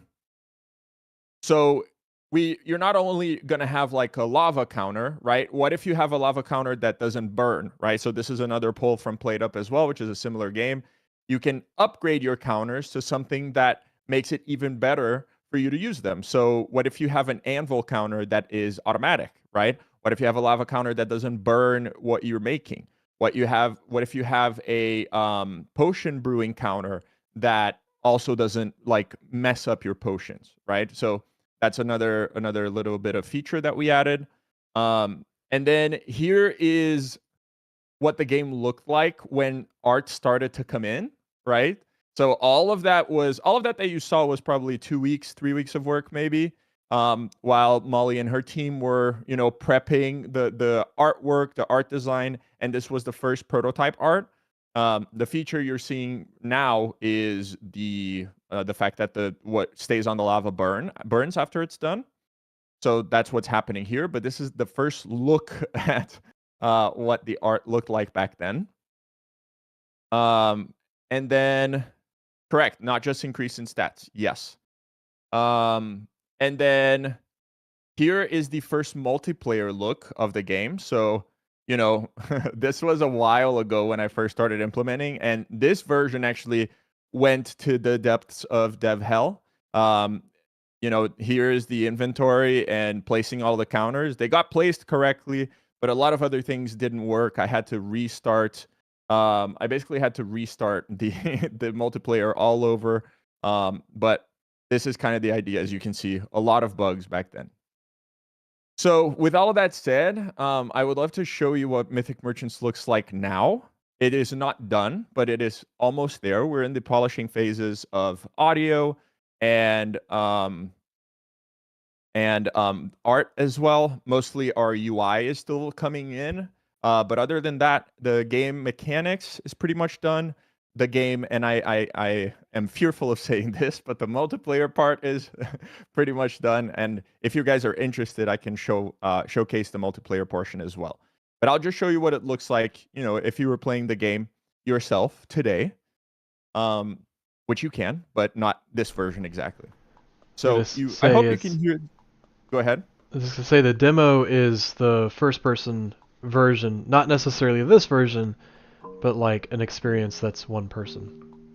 there, right? Yes. Yeah, Okay. you can experience the game as one person. Cool. So here I have settings that are not hooked yet or don't look finalized yet, as you can see. Here are the controls for the game. They are adaptable, so if you have a controller plugged in the case I have here a controller, if you touch any of the controls, they'll just change to show you exactly what whatever device you're using. And then we go into play. When you go into play, this is where you would create your lobby. Again, the UI is being finalized. Mostly the font here, obviously, you can see it sticks out that doesn't quite match with everything else. But you can go up here, change your name. I'll just make mine Leo. Then you can create a private or public lobby. Join. If you create a private lobby, the only way to join will be through the code. I hope you can hear the music. Wesley, I'm assuming it's coming through, yes? Yeah, I think so. I was testing on my phone. I think I could hear it, but if you don't hear it, let me know. I can adjust the settings. Oh, I hear it. You do hear it. I don't have YouTube unmuted, so that Yeah, there's no echo. that's what I But just I'm did. hoping. That's why I was looking down. Okay, So, yeah, no problem. Created a full system for being able to create layouts. Is there any incentive for a player to reconfigure things as they progress instead of falling into an optimum layout and never changing? That's a great question, Caleb. So we have 25 levels, as you'll see. And the different layouts of each level offer different challenges. So there might be walls, there might be obstacles that you kind of have to plan around. The idea is, yes, you're going to find optimal layouts, probably pretty early as well, especially for the early levels. But what happens when you have 4 people, right? And you need more space? What happens when you have 3 people and you need a little bit less space? Those questions are always interesting to answer because it's ever changing, right? And we wanted to give the players the opportunity to just find that optimal layout, right? Like if you find something that works for you and that basically makes you get the maximum score, and that's awesome. So for this case, I'll just go ahead and create a private lobby here. As you'll see, this is our character select stage. We have Tony's superpower, and the superpower and all of the details are coming in with the UI that I mentioned. But Tony's superpower is chronomancy, so he can stop time for 6 seconds, which stops not just time of the round, but also the patience of the customers that are waiting. We have Mino. Her superpower, I love Mino. Her superpower is Slam, which basically allows you to modify an item instantly. So as you saw, and you're probably familiar, imagine you're Overcooked and you have to slice the tomatoes, right? With her, instead of holding the modify button to slice the tomatoes, you would just press the superpower button once and the tomatoes would be sliced. So the levels do change in their space configurations available. Do you fully rebuild the workspace every time from scratch? No, so it saves your last layout. Every level saves your last layout. And when you go back in, it's the last saved layout. We can talk more about how that works as well if you want. Who wrote the music? That's a great question. His name is Matt Koopman. He is part of the team as well, of course. This is fully all of the sounds that you'll hear. Maybe not all of the sound effects yet, but all of the sounds and music are custom made. This is Rana. Rana's adorable. She is a wizard, and her superpower is teleporting. That's pretty, pretty self-explanatory. I don't need to go too much into that, but I can show you her superpower is my favorite. And then Wolf, who doesn't yet have a face because he wasn't available for the demo, so his little face is coming soon, and that's gonna be, I think he's the cutest model that we have, and his superpower is speed. So if you press the button, you'll get a burst of speed for 6 seconds. So he'll be super fast, or no, sorry, for 3 seconds. 6 seconds is a lot. He'll be super fast for 3 seconds. So I'll actually use Rana here to show off the game. Once you're ready, we don't have the button showing right now, but it's space. You press ready. You go into level select. Now, what I want to share with you is that level select looks very different than what it did from the demo. We had a 3D level select before, where you would be basically a D&D mini of your character, and you would be able to hop around the book to choose the level. Now, that presented its issues with more pages to the book, issues that are not in the scope. So we decided, 2 days ago, I think, or actually, on Monday, we decided to go to a fully 2D character select. So the art team is now working on the background. It will not be this book. It's just a placeholder for now. But we are working on different backgrounds for different eras. So for the sake of this demonstration, I opened up all of the eras, right? So you can select your levels here, and these are all the different eras, or will be all the different eras, right? Until you get to level 25, which is the last one. But I'll go ahead and take you to the first level real quick, which is this one. That's kind of a good note for like a lot of folks, is we kind of get ingrained with, we have a system set up and we have to build it this way. It's like, well, no, if you can design it a different way that won't like make your game scope out of scope. That's kind of why I was asking that question of the month, is like, do it, like change it up, make it, because you might make a better experience rather than trying to Yeah, fix this bug 100%. forever.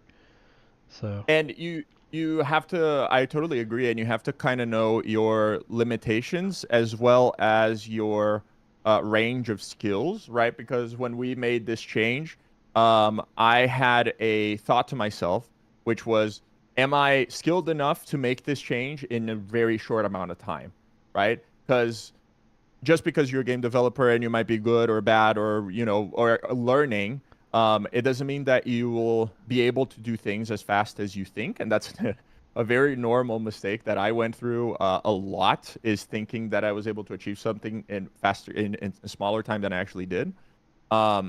But this was something that I felt very confident that I could achieve. And thankfully it's done, basically, other than the art, right? That we talked about. But this is what a level would look like, right? As I showed you, the inventory is much more dynamic now. So you're just going to go press V. Don't worry about this no translation thing. This is a very easy fix. And don't worry about the font right now. There was a bug with the font. It's not that big of a deal. We haven't, well, the reason it's not been fixed is we haven't really picked out a font yet. That's coming from, or our UX UI specialist is working on that currently. So this is what your inventory looks like now, right? So I know for this level that I need an anvil because we're making shields. And you might ask, how do you know that? If you go into your pause, let me move the mouse out of the way here, and you go into order instructions, you can see what you're making for that level. In this case, we're making a shield, and there is just 2 steps. You place the wood on the anvil, and then you modify it to get a shield, right? So if we go back here, we have the wood here, and you can see down there it says view counter info right at the bottom with the controls. So if I press I, it's wood. You see what it does, right? Provides 1 piece of wood, and then it also shows that there are no upgrades, because this, all it does is provide wood. But if I go to the anvil, which is actually already upgraded, this is the anvil 2, right? It's the upgrade of the first anvil. This flattens the objects faster, and it does have an upgrade which flattens objects at hyper speed. So let me go ahead and do that, just so you guys can see it. It's beautiful. And I will go ahead and place it here. Nope, not here.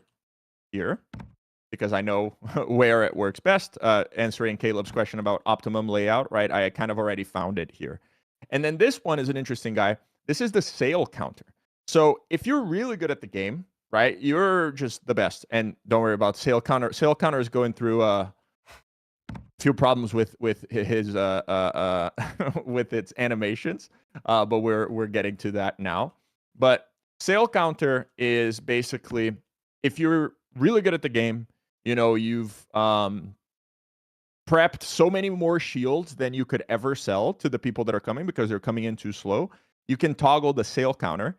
And what that will do is it will make your items be 30% cheaper, but customers will come in a lot faster, as it happens with sales in real life.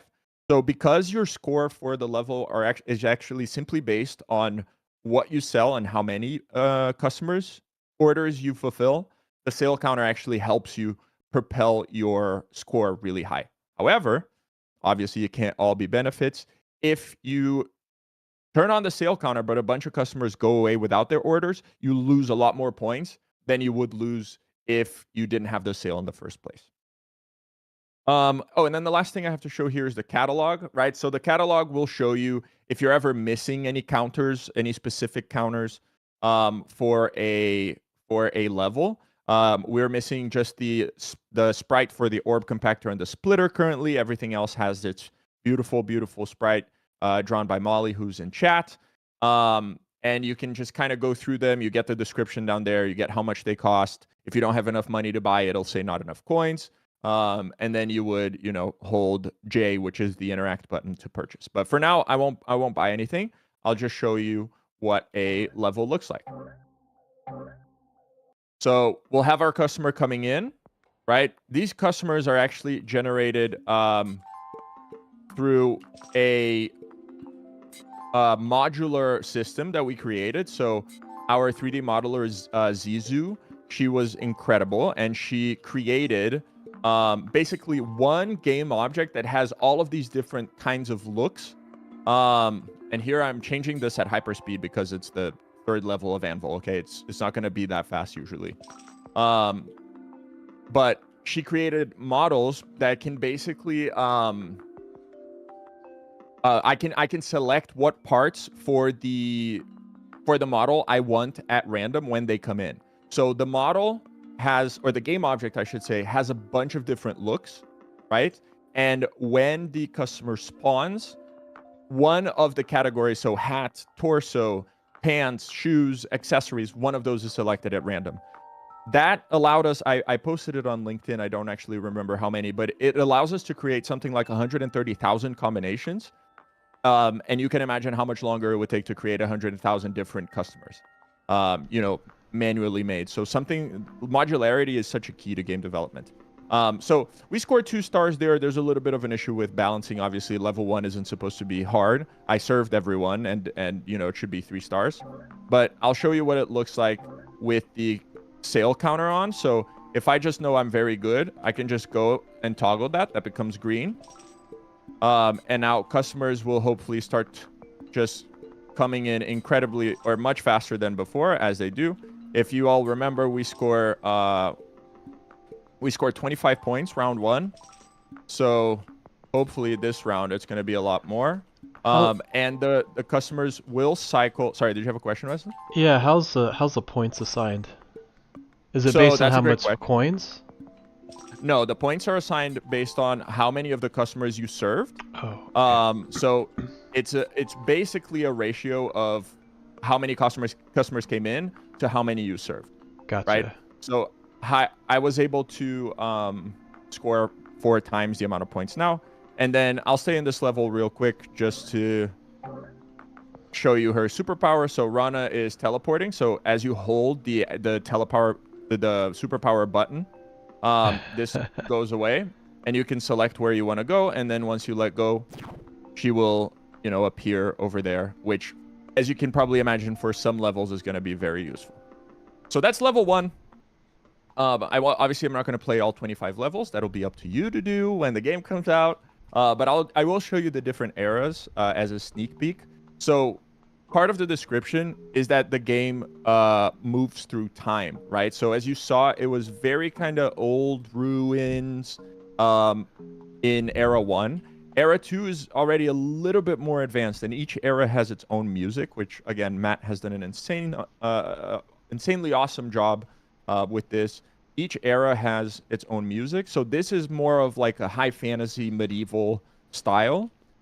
We do have a button to place all the counters that you have on your inventory. If you don't want to, kind of go through it every time, it's just a tab if you're playing on the keyboard. So this is level 2. For Era 2, you actually start to make a dragon armor. So there was something else that we made in level 1 called a fire wand. It's our second easiest thing to make. But again, I'm not going to show you everything. In this case, it's a dragon armor. So a few more steps, right?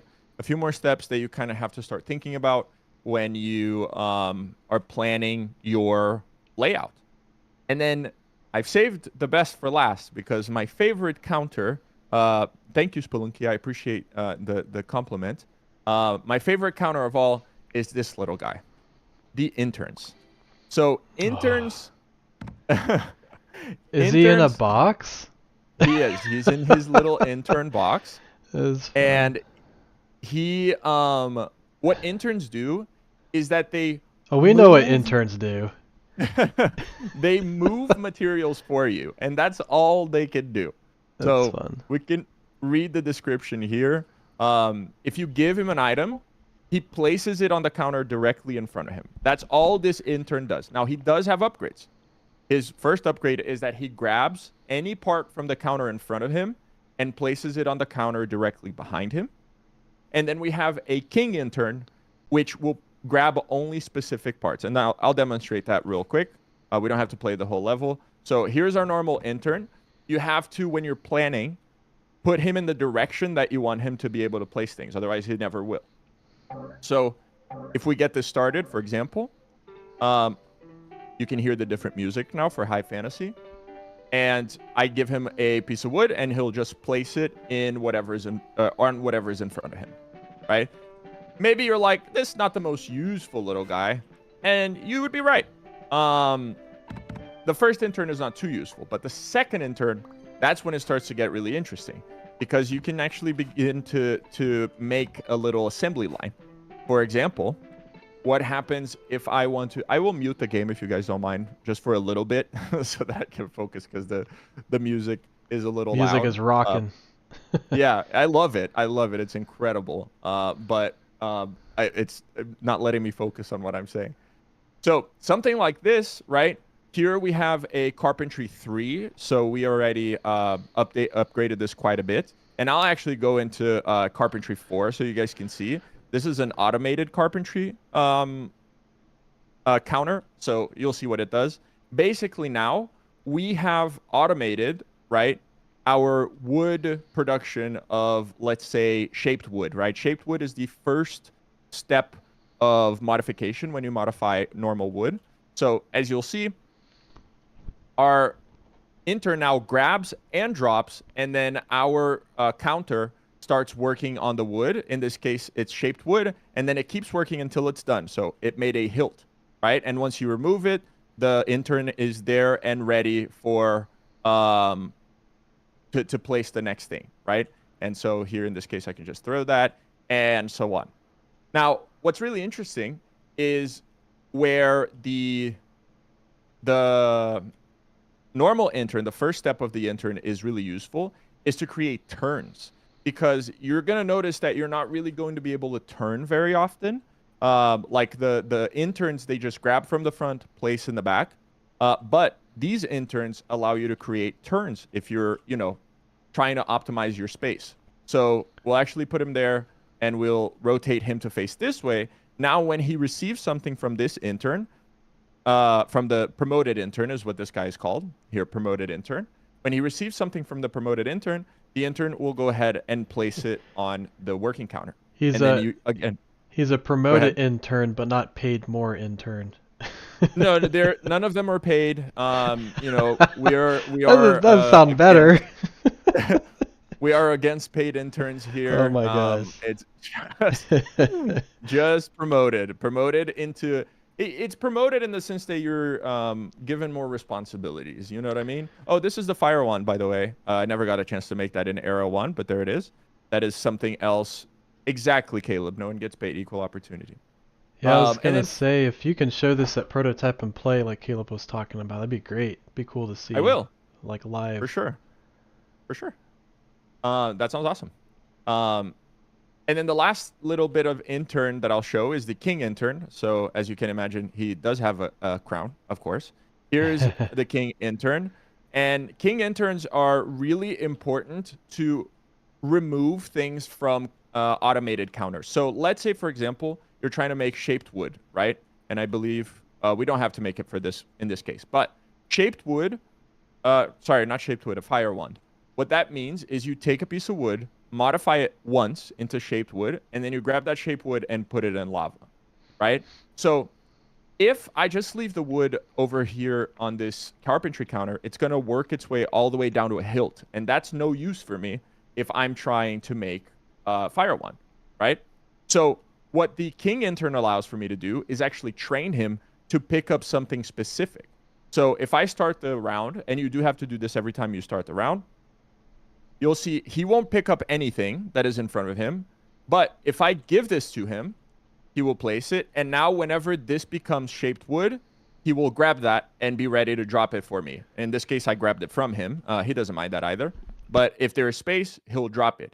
So this allows for you to not over modify what you were modifying ahead, because now you'll see, now that he's busy and he can't grab that shaped wood, it will become a hilt. And once again, the hilt is no use for me.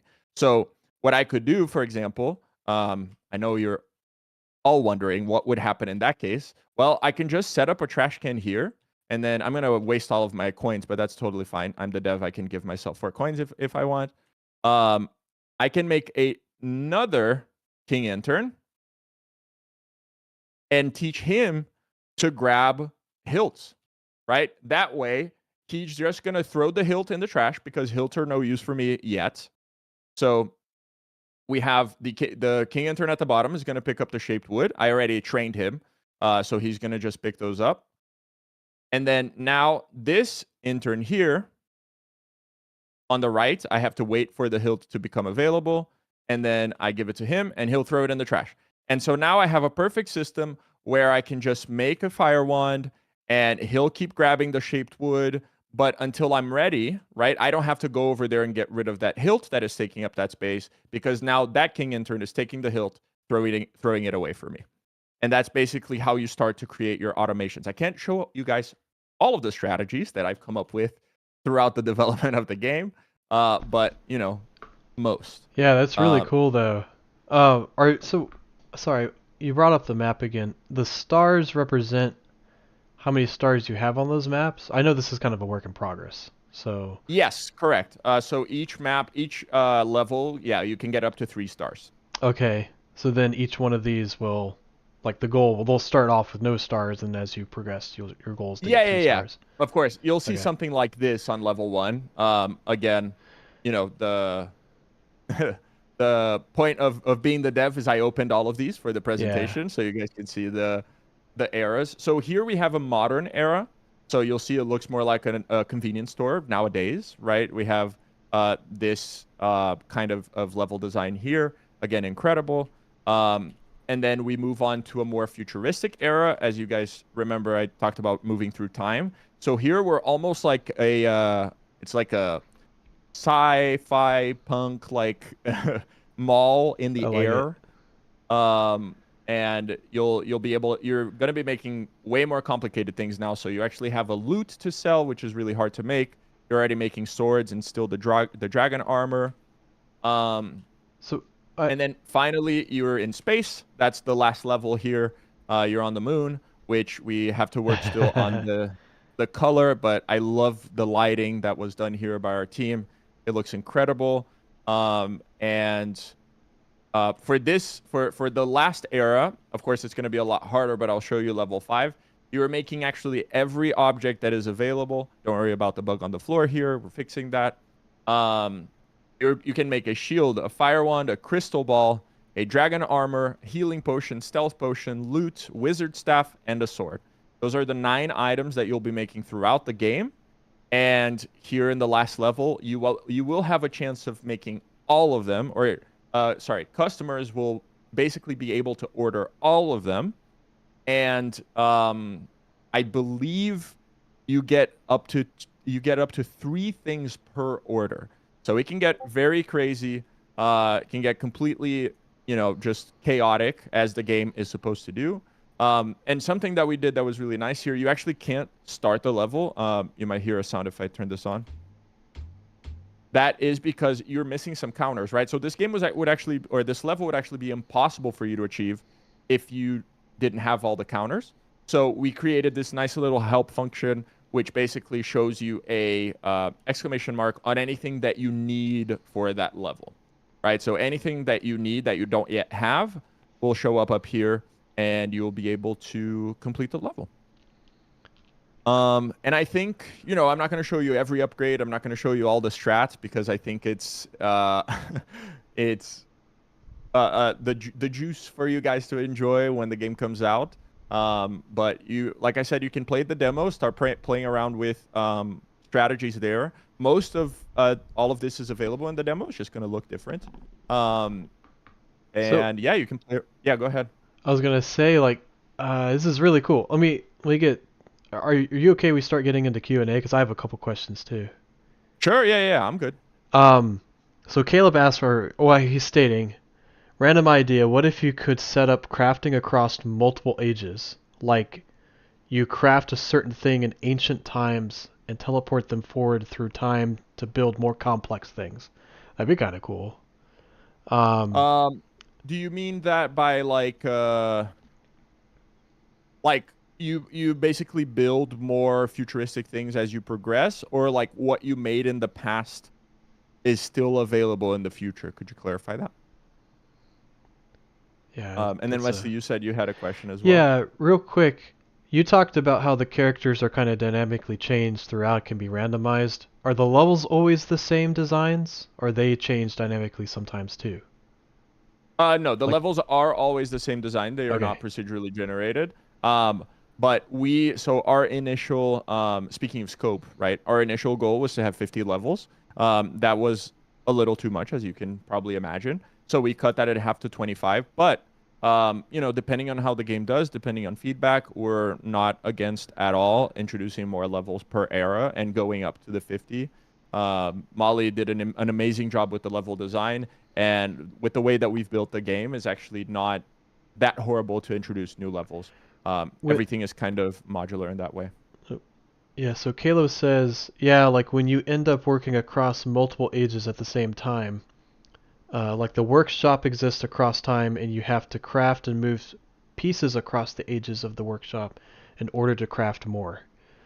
Um, That's definitely interesting. that would be kind of cool. Like you build like the Egyptian pyramids, and then a part of that pyramid concept idea is like kind of carried through the future levels.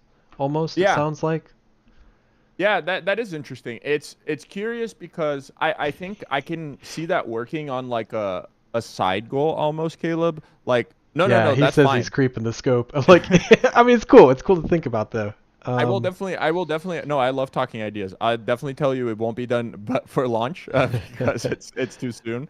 yeah. But I can definitely see something where it's a side goal, like for like era, whatever 5, or for era 4, which is futuristic. You have to deliver one spaceship, right? But the production of that spaceship begins in era 1, level 1. And so every level you have to add something else to that spaceship, like on the side, right? Otherwise, you can't sell it when you get to era 4. I can see something like that being fun. That sounds cool. Yeah. Yeah, that is cool. That also reminds me, so when you're like laying out your level, right, and you're spending Uh-huh. money to like get interns or objects or whatever upgrades, that stays that way when you leave and come back, right? Like the way you design Correct. So, those? Okay. yeah, so what level was it that we played with the interns? I think it was this one, maybe? No, I don't think it was. I think it might have been just level 1 of era 2. I forget, maybe. Yeah, so there they are. You just have Can to rotate them into position. can you Because sell them? you can't sell them, but that is something that I'm gonna try to sneak in before launch, Okay. because by era 5, your inventory can get quite busy, as you can imagine. Yeah. Um, but right now, the reason we don't have selling function yet is because the coins are very pro player. Like, you're probably not gonna find yourself needing more coins. You're probably gonna find that you have enough, unless you're just like crazy spending at every level. Like, you earn way more coins than you should be spending right now, because we want players to be able to have fun. The point of this is set up your workshop, right? It's not make you struggle and have to play the same level over and over and over and over a million times just to earn coins. So the We want, the other question I ask is, can you remove items? yeah, you Okay. can grab it, and if you press K, it goes into your inventory. Is Gotcha. that what you mean? Goes in inventory. Yeah, okay, I forgot about that. Yeah, because I was gonna Yep. say otherwise, could you just have an entire room of interns? Oh yeah, you could. Like Caleb was saying, is There's a like video. Factorio or something like that, where you just Yes, for sure. You can automate it. set up. There's a video somewhere that I made. It's probably lost in our Discord in this moment. But it was just an intern passing things back, over and over and over and over, and just creating that. Um, yeah, you can do that. Um, yeah, Caleb said playing a level repeatedly to earn coin is probably a situation we want to avoid always. That is very true, Caleb, and that's why the coin values for these counters are the value that you see, right? They are very player friendly, because when we were testing our demo, one of the feedback that we got was, or some of the feedback that we got was basically like, oh, I got to level 2, even though I completed level 1 just with 1 star, because that's what you need to advance. I got 1 star, but I didn't have enough money to buy the counters that I needed for level 2, so I had to go back to level 1 to play it again, and and that's not what we want. We want people to play levels repeatedly to increase their score if they would like to, right? But forcing the player, like, it's one thing if you didn't even try a level and you just didn't earn enough coins. Like, if you get to level 2 and you didn't earn 4 coins or 5 coins to buy 2 counters, then you probably deserve to play a level again. But Yeah. if you completed the level, you got 3 stars, right? There's no need. You should be playing it over again just to earn coins. Or if it's like, a later level that's just much more difficult, you almost anticipate doing a little bit of what, grinding on other Yeah, levels to for get the sure. items you need because they're more For sure. And expensive that's or whatever. And that's the thing. Your inventory will stay with you throughout the all of the eras, right? So you're gonna get to level 5 of stage of era 5 with a packed inventory ready to be used, and you might have strategies of where things go by then, and that's gonna be cool. But yeah, these basically stay with you throughout the whole time. Yeah, that's cool. Yeah, so Caleb also says consider something like giving each level a uh, requisition allotment instead of having coinage which accumulates across levels. Um, Um, What do you mean by that? Like you can only get to or start a level if you have a certain amount of coins? Is that what you mean by the oh, requisition allotment? yeah, I wonder if that's what. Because again, you really shouldn't be needing to replay. I have endless comments questions. That's fine. That's totally Well, fine. Yeah, we maybe could do a maybe we could prototype talk replay. even more, and if I mean I don't know if he's open to talking after the show. I am. But I'll go into the but into if the voice chat. but if not as well, like I said, I encourage you. You do have a share your games channel in our Discord, right? I think I saw Yeah, that. I've used it, but I didn't know how to do it because I did it day one, and so there's no picture, there's nothing fun there. Yeah, So that's maybe I'll have to okay. redo it. Caleb was telling me about this. In theory, you're supposed to be able to. It's based off of your first post. In Right. theory, way Discord says the workaround with that is you modify your first post and you include an image, Okay. and it's supposed to show up as the thumbnail. Although Caleb said that he's tried that and didn't fix it, so I don't know if that's a bug. But Maybe I'll just have to make a new you a can new make a new post. one, yeah. If you did, especially you haven't Just to added a lot, you can do that too. Um, but I'll show off if anyone's interested as well. I'll show off what the multiplayer looks like now, yeah, it's a talk couple about scope minutes. We'll creep. do that.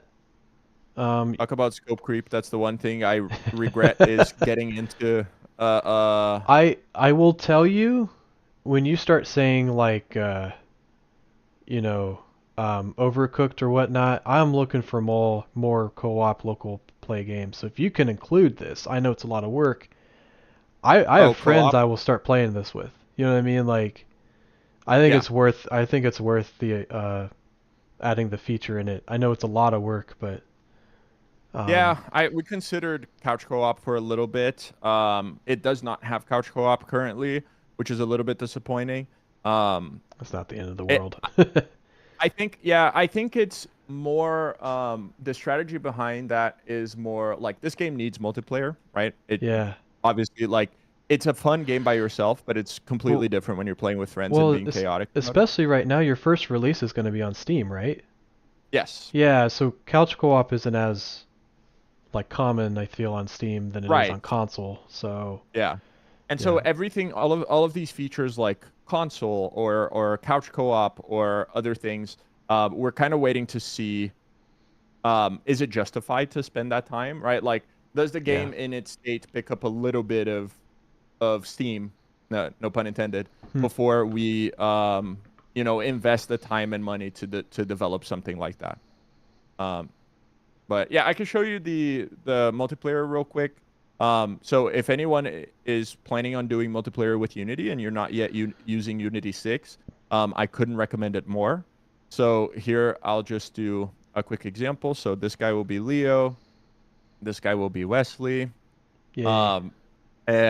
I'll create a private lobby in this case.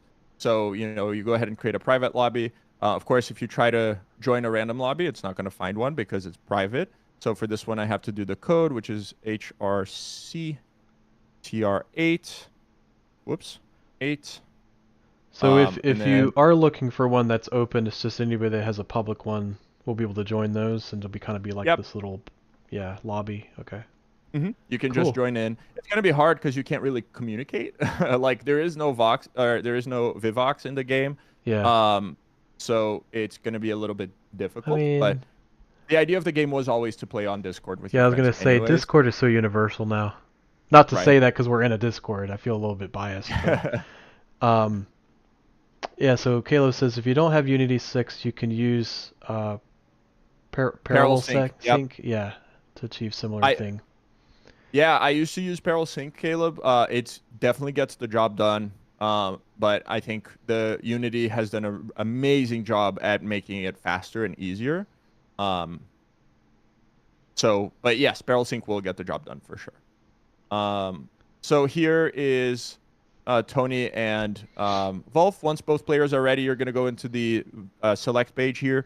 So this is the interesting part. What will happen is you are always going to play the host's levels with the host coins, the host's inventory, and the host's Oh, everything, data, okay. basically. We are working on a way to reward the player with a percentage of the coins or something like that. However, you will advance if you're on the same level. So, for example, if Wesley and I were playing and we were both on Era 1 level 5, we would play that and open level 1 of Era 2, right?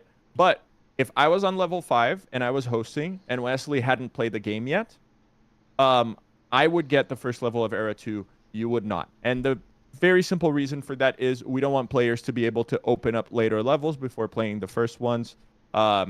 If you wanted to play with me, like you can definitely have a campaign together with your friend. You just have to start together. And if one of you advances, the other player would have to advance on their own to match where you both are. So I can go in here and, the host selects the level, and you would get in and there you are. Both players are good. They can, grab everything, move everything, play a whole level. I can start the level here just to show you both of their superpowers. So Tony, you'll notice from the top there and from the bar that is going down on top of the customer, Tony can stop both of those for 6 seconds. And then Wolf's superpower is that he does this for 3 seconds. He just moves a lot faster because he's a dog. Or a wolf, I should say. If you move around pretty quickly, and you stop moving before 3 seconds, does It does tick off still. Yes. okay, gotcha. Yeah. You have time. Thanks, Caleb. Thank you for all of your questions. I really appreciate it. Yeah, it's been Um, great conversations. Too but many yeah, comments, that's not about not it. enough. Yeah, that's That, cool. that's about it for Mythic Merchants. Again, we are on Steam. We do have a Steam page. I believe that Wesley has already shared it. Yeah, I'll do it again. Um, Why not? Thank you. If you guys could wish list it, that'd be amazing because as some of you may know, some of you may not, the amount of wish lists you have really changes where your game gets placed once it's launched. So that would be super, super helpful. And then, yeah, feel free to play the demo. Start messing around with some of the strategies. About how long do you think you're going to be working on this before you release it? Like give or take. Are we talking about a Total, year, 6 months, couple days?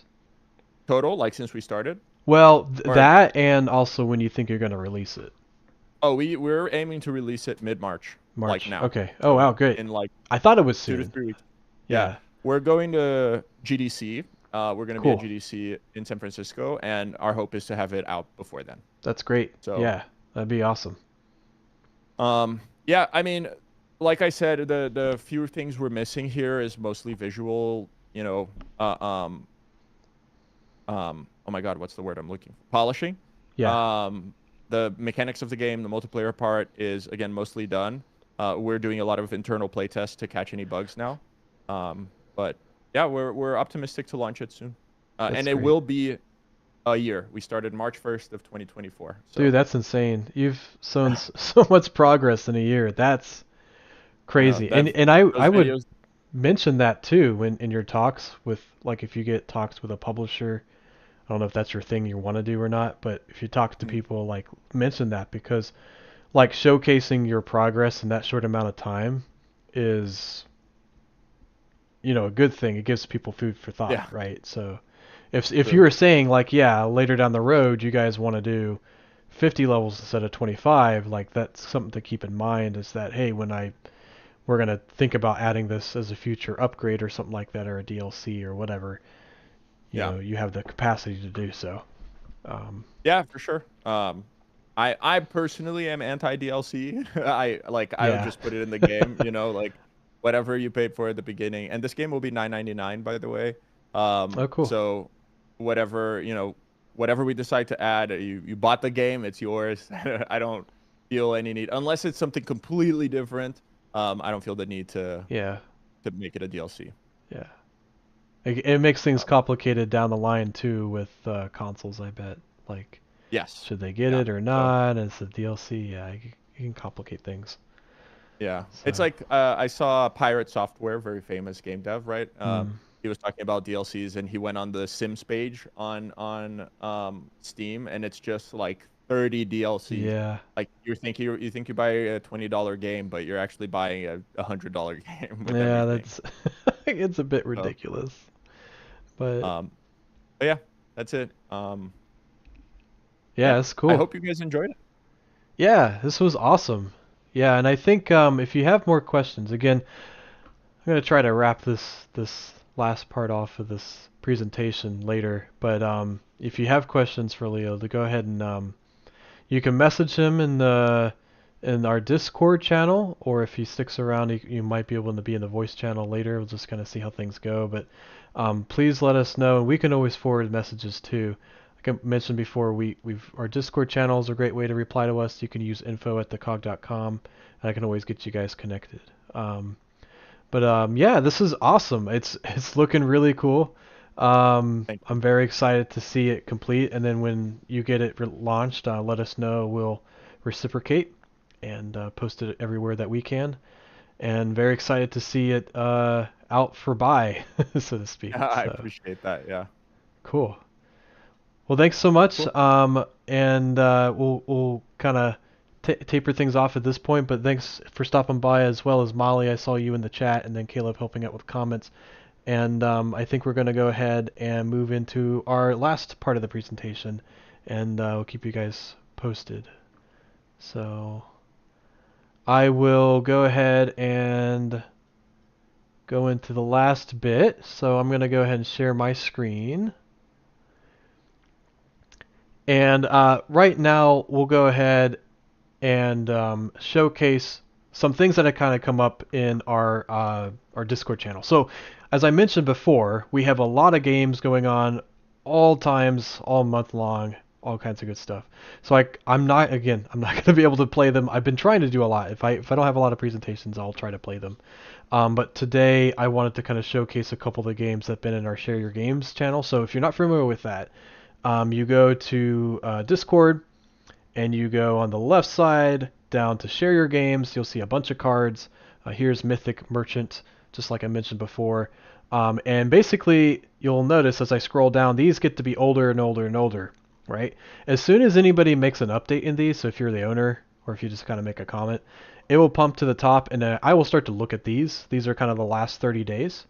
Right here at the top, older post or anything older than 30 days. I'm gonna creep in here a little bit because we need some stuff from January, but I will try to play these during the GameDev meetups at the end, just to kind of showcase it or at least talk about them.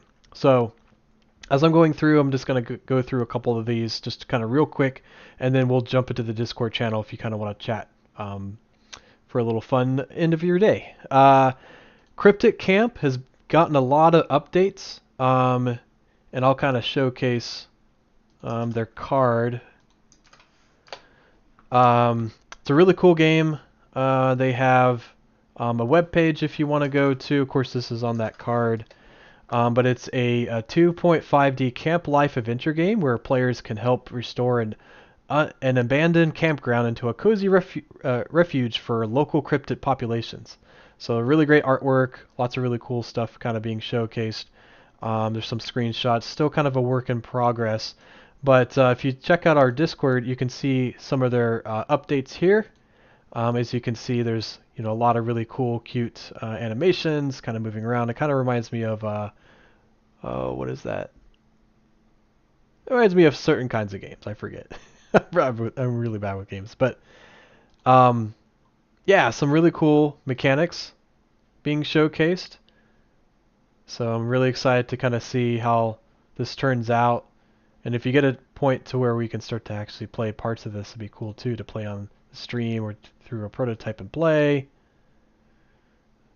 Some text and voiceover. Well, not say voiceover, at least some text up there. But maybe some voiceover. That'd be cool. Yeah, this is looking great. I'm excited to see more of this. So feel free to post in here. If you have feedback, if you're a part of the COGG community and you have feedback, obviously anybody on the stream, anybody out there watching this is part of the COGG community. Feel free to make your notes here and let us know what you think. We had the County of Rosefield, which we just talked about, but there's some screenshots. So if we missed anything today, you can feel free to go through some of those. Lots and lots of progress there. And then Transformers. So this is kind of like a neat Transformers-esque game. We actually showcased during the COGG prototype and play last Friday. And who's the name? Ironhide, yes, thank you. Ironhide showcased that, and it's kind of like a homage to the Transformer games back in the heyday. So there's a lot of updates there. I will say I saw a shout out that just a couple days ago Ironhide had made a new update. So if you get a chance to play it, and if you haven't played it especially, feel free to run it in the browser. I don't know if you can download it. Yep, you can download it. So you can download it, run it in the browser, and let us know what your thoughts are in the comments. And yeah, let us know what you think. It's a lot of fun. We had a good time playing it last Friday. I'd like to know what you think. We had an update for Rift Drift. Right now, you can see that it is has a new launcher on itch.io. So if you want to see more about Rift Drift, I wonder if I can kind of show a little bit of some screenshots. Here's a video. Well, Have you ever wanted a game where you can just drift? Flow endlessly through infinite, various environments. So we played this at Prototype and Play as well. Welcome to Rift Drift, my first Steam game. Wishlist now. It's got rockets, it's got drifting, and most importantly, it's got vibes. I'm Robert from HyperQuest Games, and this is Devlog 1 for my passion project, Rift Drift. Rift Drift is a top-down, sprite-stacked, infinite drifting game. It's gone through a lot of changes over the months, but at its heart, it's really about two things: movement and environment. Minimalism is a core pillar of this game, and I think that shines through in its control scheme. Just press the joystick in the direction you want to go, and press A to boost. That's it. To add depth to movement, I've introduced a momentum system, represented by this white bar here. The closer you travel to your max speed, the more momentum you build, and the higher your momentum, the higher your max speed. This creates an interesting loop where smooth controlled drifting leads to greater speed. Creating procedural environments for Rift Drift can be broken into three basic parts: generating a line, spawning things along that line, and carving a path through what is spawned along the line.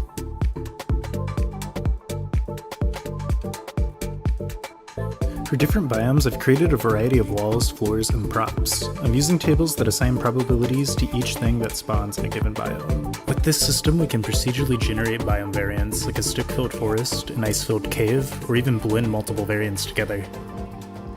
Future. Right now, my focus is on finishing the core experience, polishing the procedural generation, adding more biomes, and getting the level select, or universe browser, fully up and running.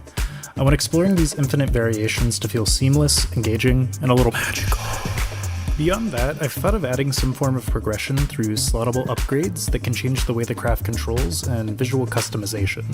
If feedback is good, I'd love to add social features like leaderboards, ghosts, and maybe even some asynchronous competitive features. As for the release timeline, I'm aiming to launch Rift Drift on Steam this year. Current target, April. This is my biggest project yet, and it's definitely been an exercise in battling scope creep and perfectionism. Looking beyond Rift Drift, I've got a lot of ideas for HyperQuest games. After this, I'll probably shift my focus to some smaller, tightly scoped projects, like Apothopanic or Auto Rogue. But the big dream, that's Micro Rogue. It's a ways off, but everything I'm learning now is laying the groundwork for what I hope will be something truly special. This is me boosting into the future of HyperQuest games. Yeah, so that's Rift Drift. So I wonder if they have... Okay, yeah, they do have Steam. Let me copy that for you guys. So if you like Steam, feel free to wishlist it. Let me see if I've done that. No, I haven't. I'm very bad at that, I guess. Oh, wait. Oh, okay. Cool. Yeah, so if you find that interesting, they have, you know, on itch... Whoop, wrong one. On itch, you can run it and download it and let us know what you think. Cool. So that's Rift Drift. Got some updates, and you can kind of look through some visuals here as well, and some progress. We have also Stitched Together. I think the main thing here was, and I know James was kind of showcasing this. If you haven't had a chance yet, actually, let me see. I think I have that up here. Yeah. Check out Stitched Together. It is a RPG adventure with a deep story, unique battle mechanics, world-defying stakes, and a whole extra dimension. So it's a lot of fun if you haven't had a chance to take a look at it. Maybe you can play this quick intro for those who haven't. Just a quick just something weird is going on. And it's not just us having been... Something weird is going on, and it's not just us having been away from school. Ow! Really? Doesn't seem that weird to me. Maybe I'm just a homebody. No, I'm sure it wasn't there last summer. Things don't just appear and disappear. Hey! Yeah, there must be something real dangerous down there. Or at least something spooky. Like there was someone chained up down there. They look like needles? Not just needles. Golden needles. Ah, crap! Will I ever see my dad again? I don't want to be stuck here. Please, at once, do not continue your reckless destruction. Just a quick Here comes the boom!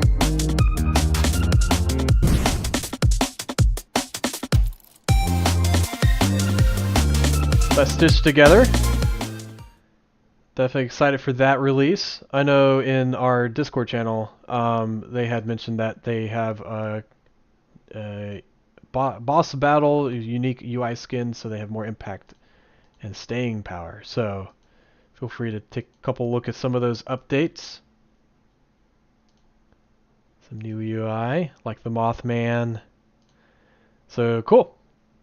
Looking forward to that release as well. Postia 3, you may have seen that a couple times. Thanks, Phil, for giving some feedback on some of the progress. So we've got our link tree here, if you're interested in looking more into that. And I think the big thing, so if you're not familiar with Postia 3, they have a demo on itch you can check out. And it's a RPG Maker game that takes place in a Wild West setting with heavy fantasy elements. So you play as Sammy Sweetgum, a young settler woman who travels the frontier of Falconia in search of high bounty.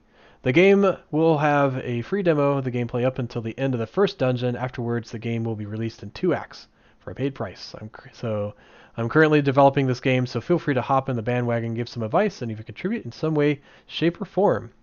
So I think the one thing I wanted to showcase is that they do have a Kickstarter coming in for Act 1 at some point. So if you want to, you can bookmark that when they get released if you want to help support this cause when it gets released. So definitely check them out. Yeah, some really great artwork. I think it's really kind of fun to watch. We played this a couple times on our streams before. But definitely give out, try the demo out and see if you like it, see if you got any feedback on it, and post it in the Discord channel. Let us know what you think. Next up is Infection Roots. So we've played this one before as well, but I think the big thing is Jake Connor had posted that they now have it on Steam. So if this is something you're interested in, feel free to give it a wish list when it's going to be added, or if you just want to buy it straight out, totally up to you. But previously, if I remember right, it was also on itch.io. So this is a Infections Roots Deluxe game. What's the description? Survive endless waves of horror as you venture further into the mines to find a plant to save your homeland. So I think we did play all of this during the stream one time. A lot of fun. I had a good time with it, and it's kind of a fun little zombie game in a sense. Cool. And then we have some updates from Chief Jeff or Chef Jeff on the game Cult Game. So feel free to take a look at another kind of, it's not based on his game, but it's a little bit of information on what makes a game a good random event system. So this is one of his dev logs. It's kind of a fun watch. Definitely check that out. He talks about different games that have different mechanics. So that's him kind of going through some of the mechanics and some of the core concepts. So really interesting watch. We won't have time to go through all of it today, but I just wanted to give you guys a little bit of a shout out. He does some call outs to certain games, so, and a little bit about his game, which is this kind of right here. So he's making Cult Game. If you're not familiar with Cult Game, I don't think yet there's a demo quite yet to play, but oh wait, no, there is. I take that back. I take everything back. So if you want to play his game, Cult Game, you can watch and play right here. It's been to a couple different expos through GDEX and Torgs and all kinds of stuff. So I've seen him, showcase this game a little bit. So a lot of fun. Pretty neat game with like ASCII art. Cool. I know I'm going through these quick. If you have questions, just feel free to stop me and I can answer them. But we're going to keep going on. I saw Nuclear Lizard, though I don't think they're... Yeah, this was a sale, so that wasn't an update necessarily. But if you haven't saved, bought, or shared their game yet, make sure you wishlist it. For Nuclear Lizard Island Rampage, it's basically you play as a big lizard, almost Godzilla-like creature, destroying the town villages. It's a lot of fun. I had kids at GDEX playing this. It was pretty fun to play. So you kind of play as the kind of Godzilla-like dinosaur creature, kind of destroying towns and villages. It's pretty fun. Cool. Then you also have, we just talked about Mythic Merchants, so definitely check that card out. They're going to be releasing soon. Tony did a post on the game. I think this was on, this was part of the Global Game Jam game, right?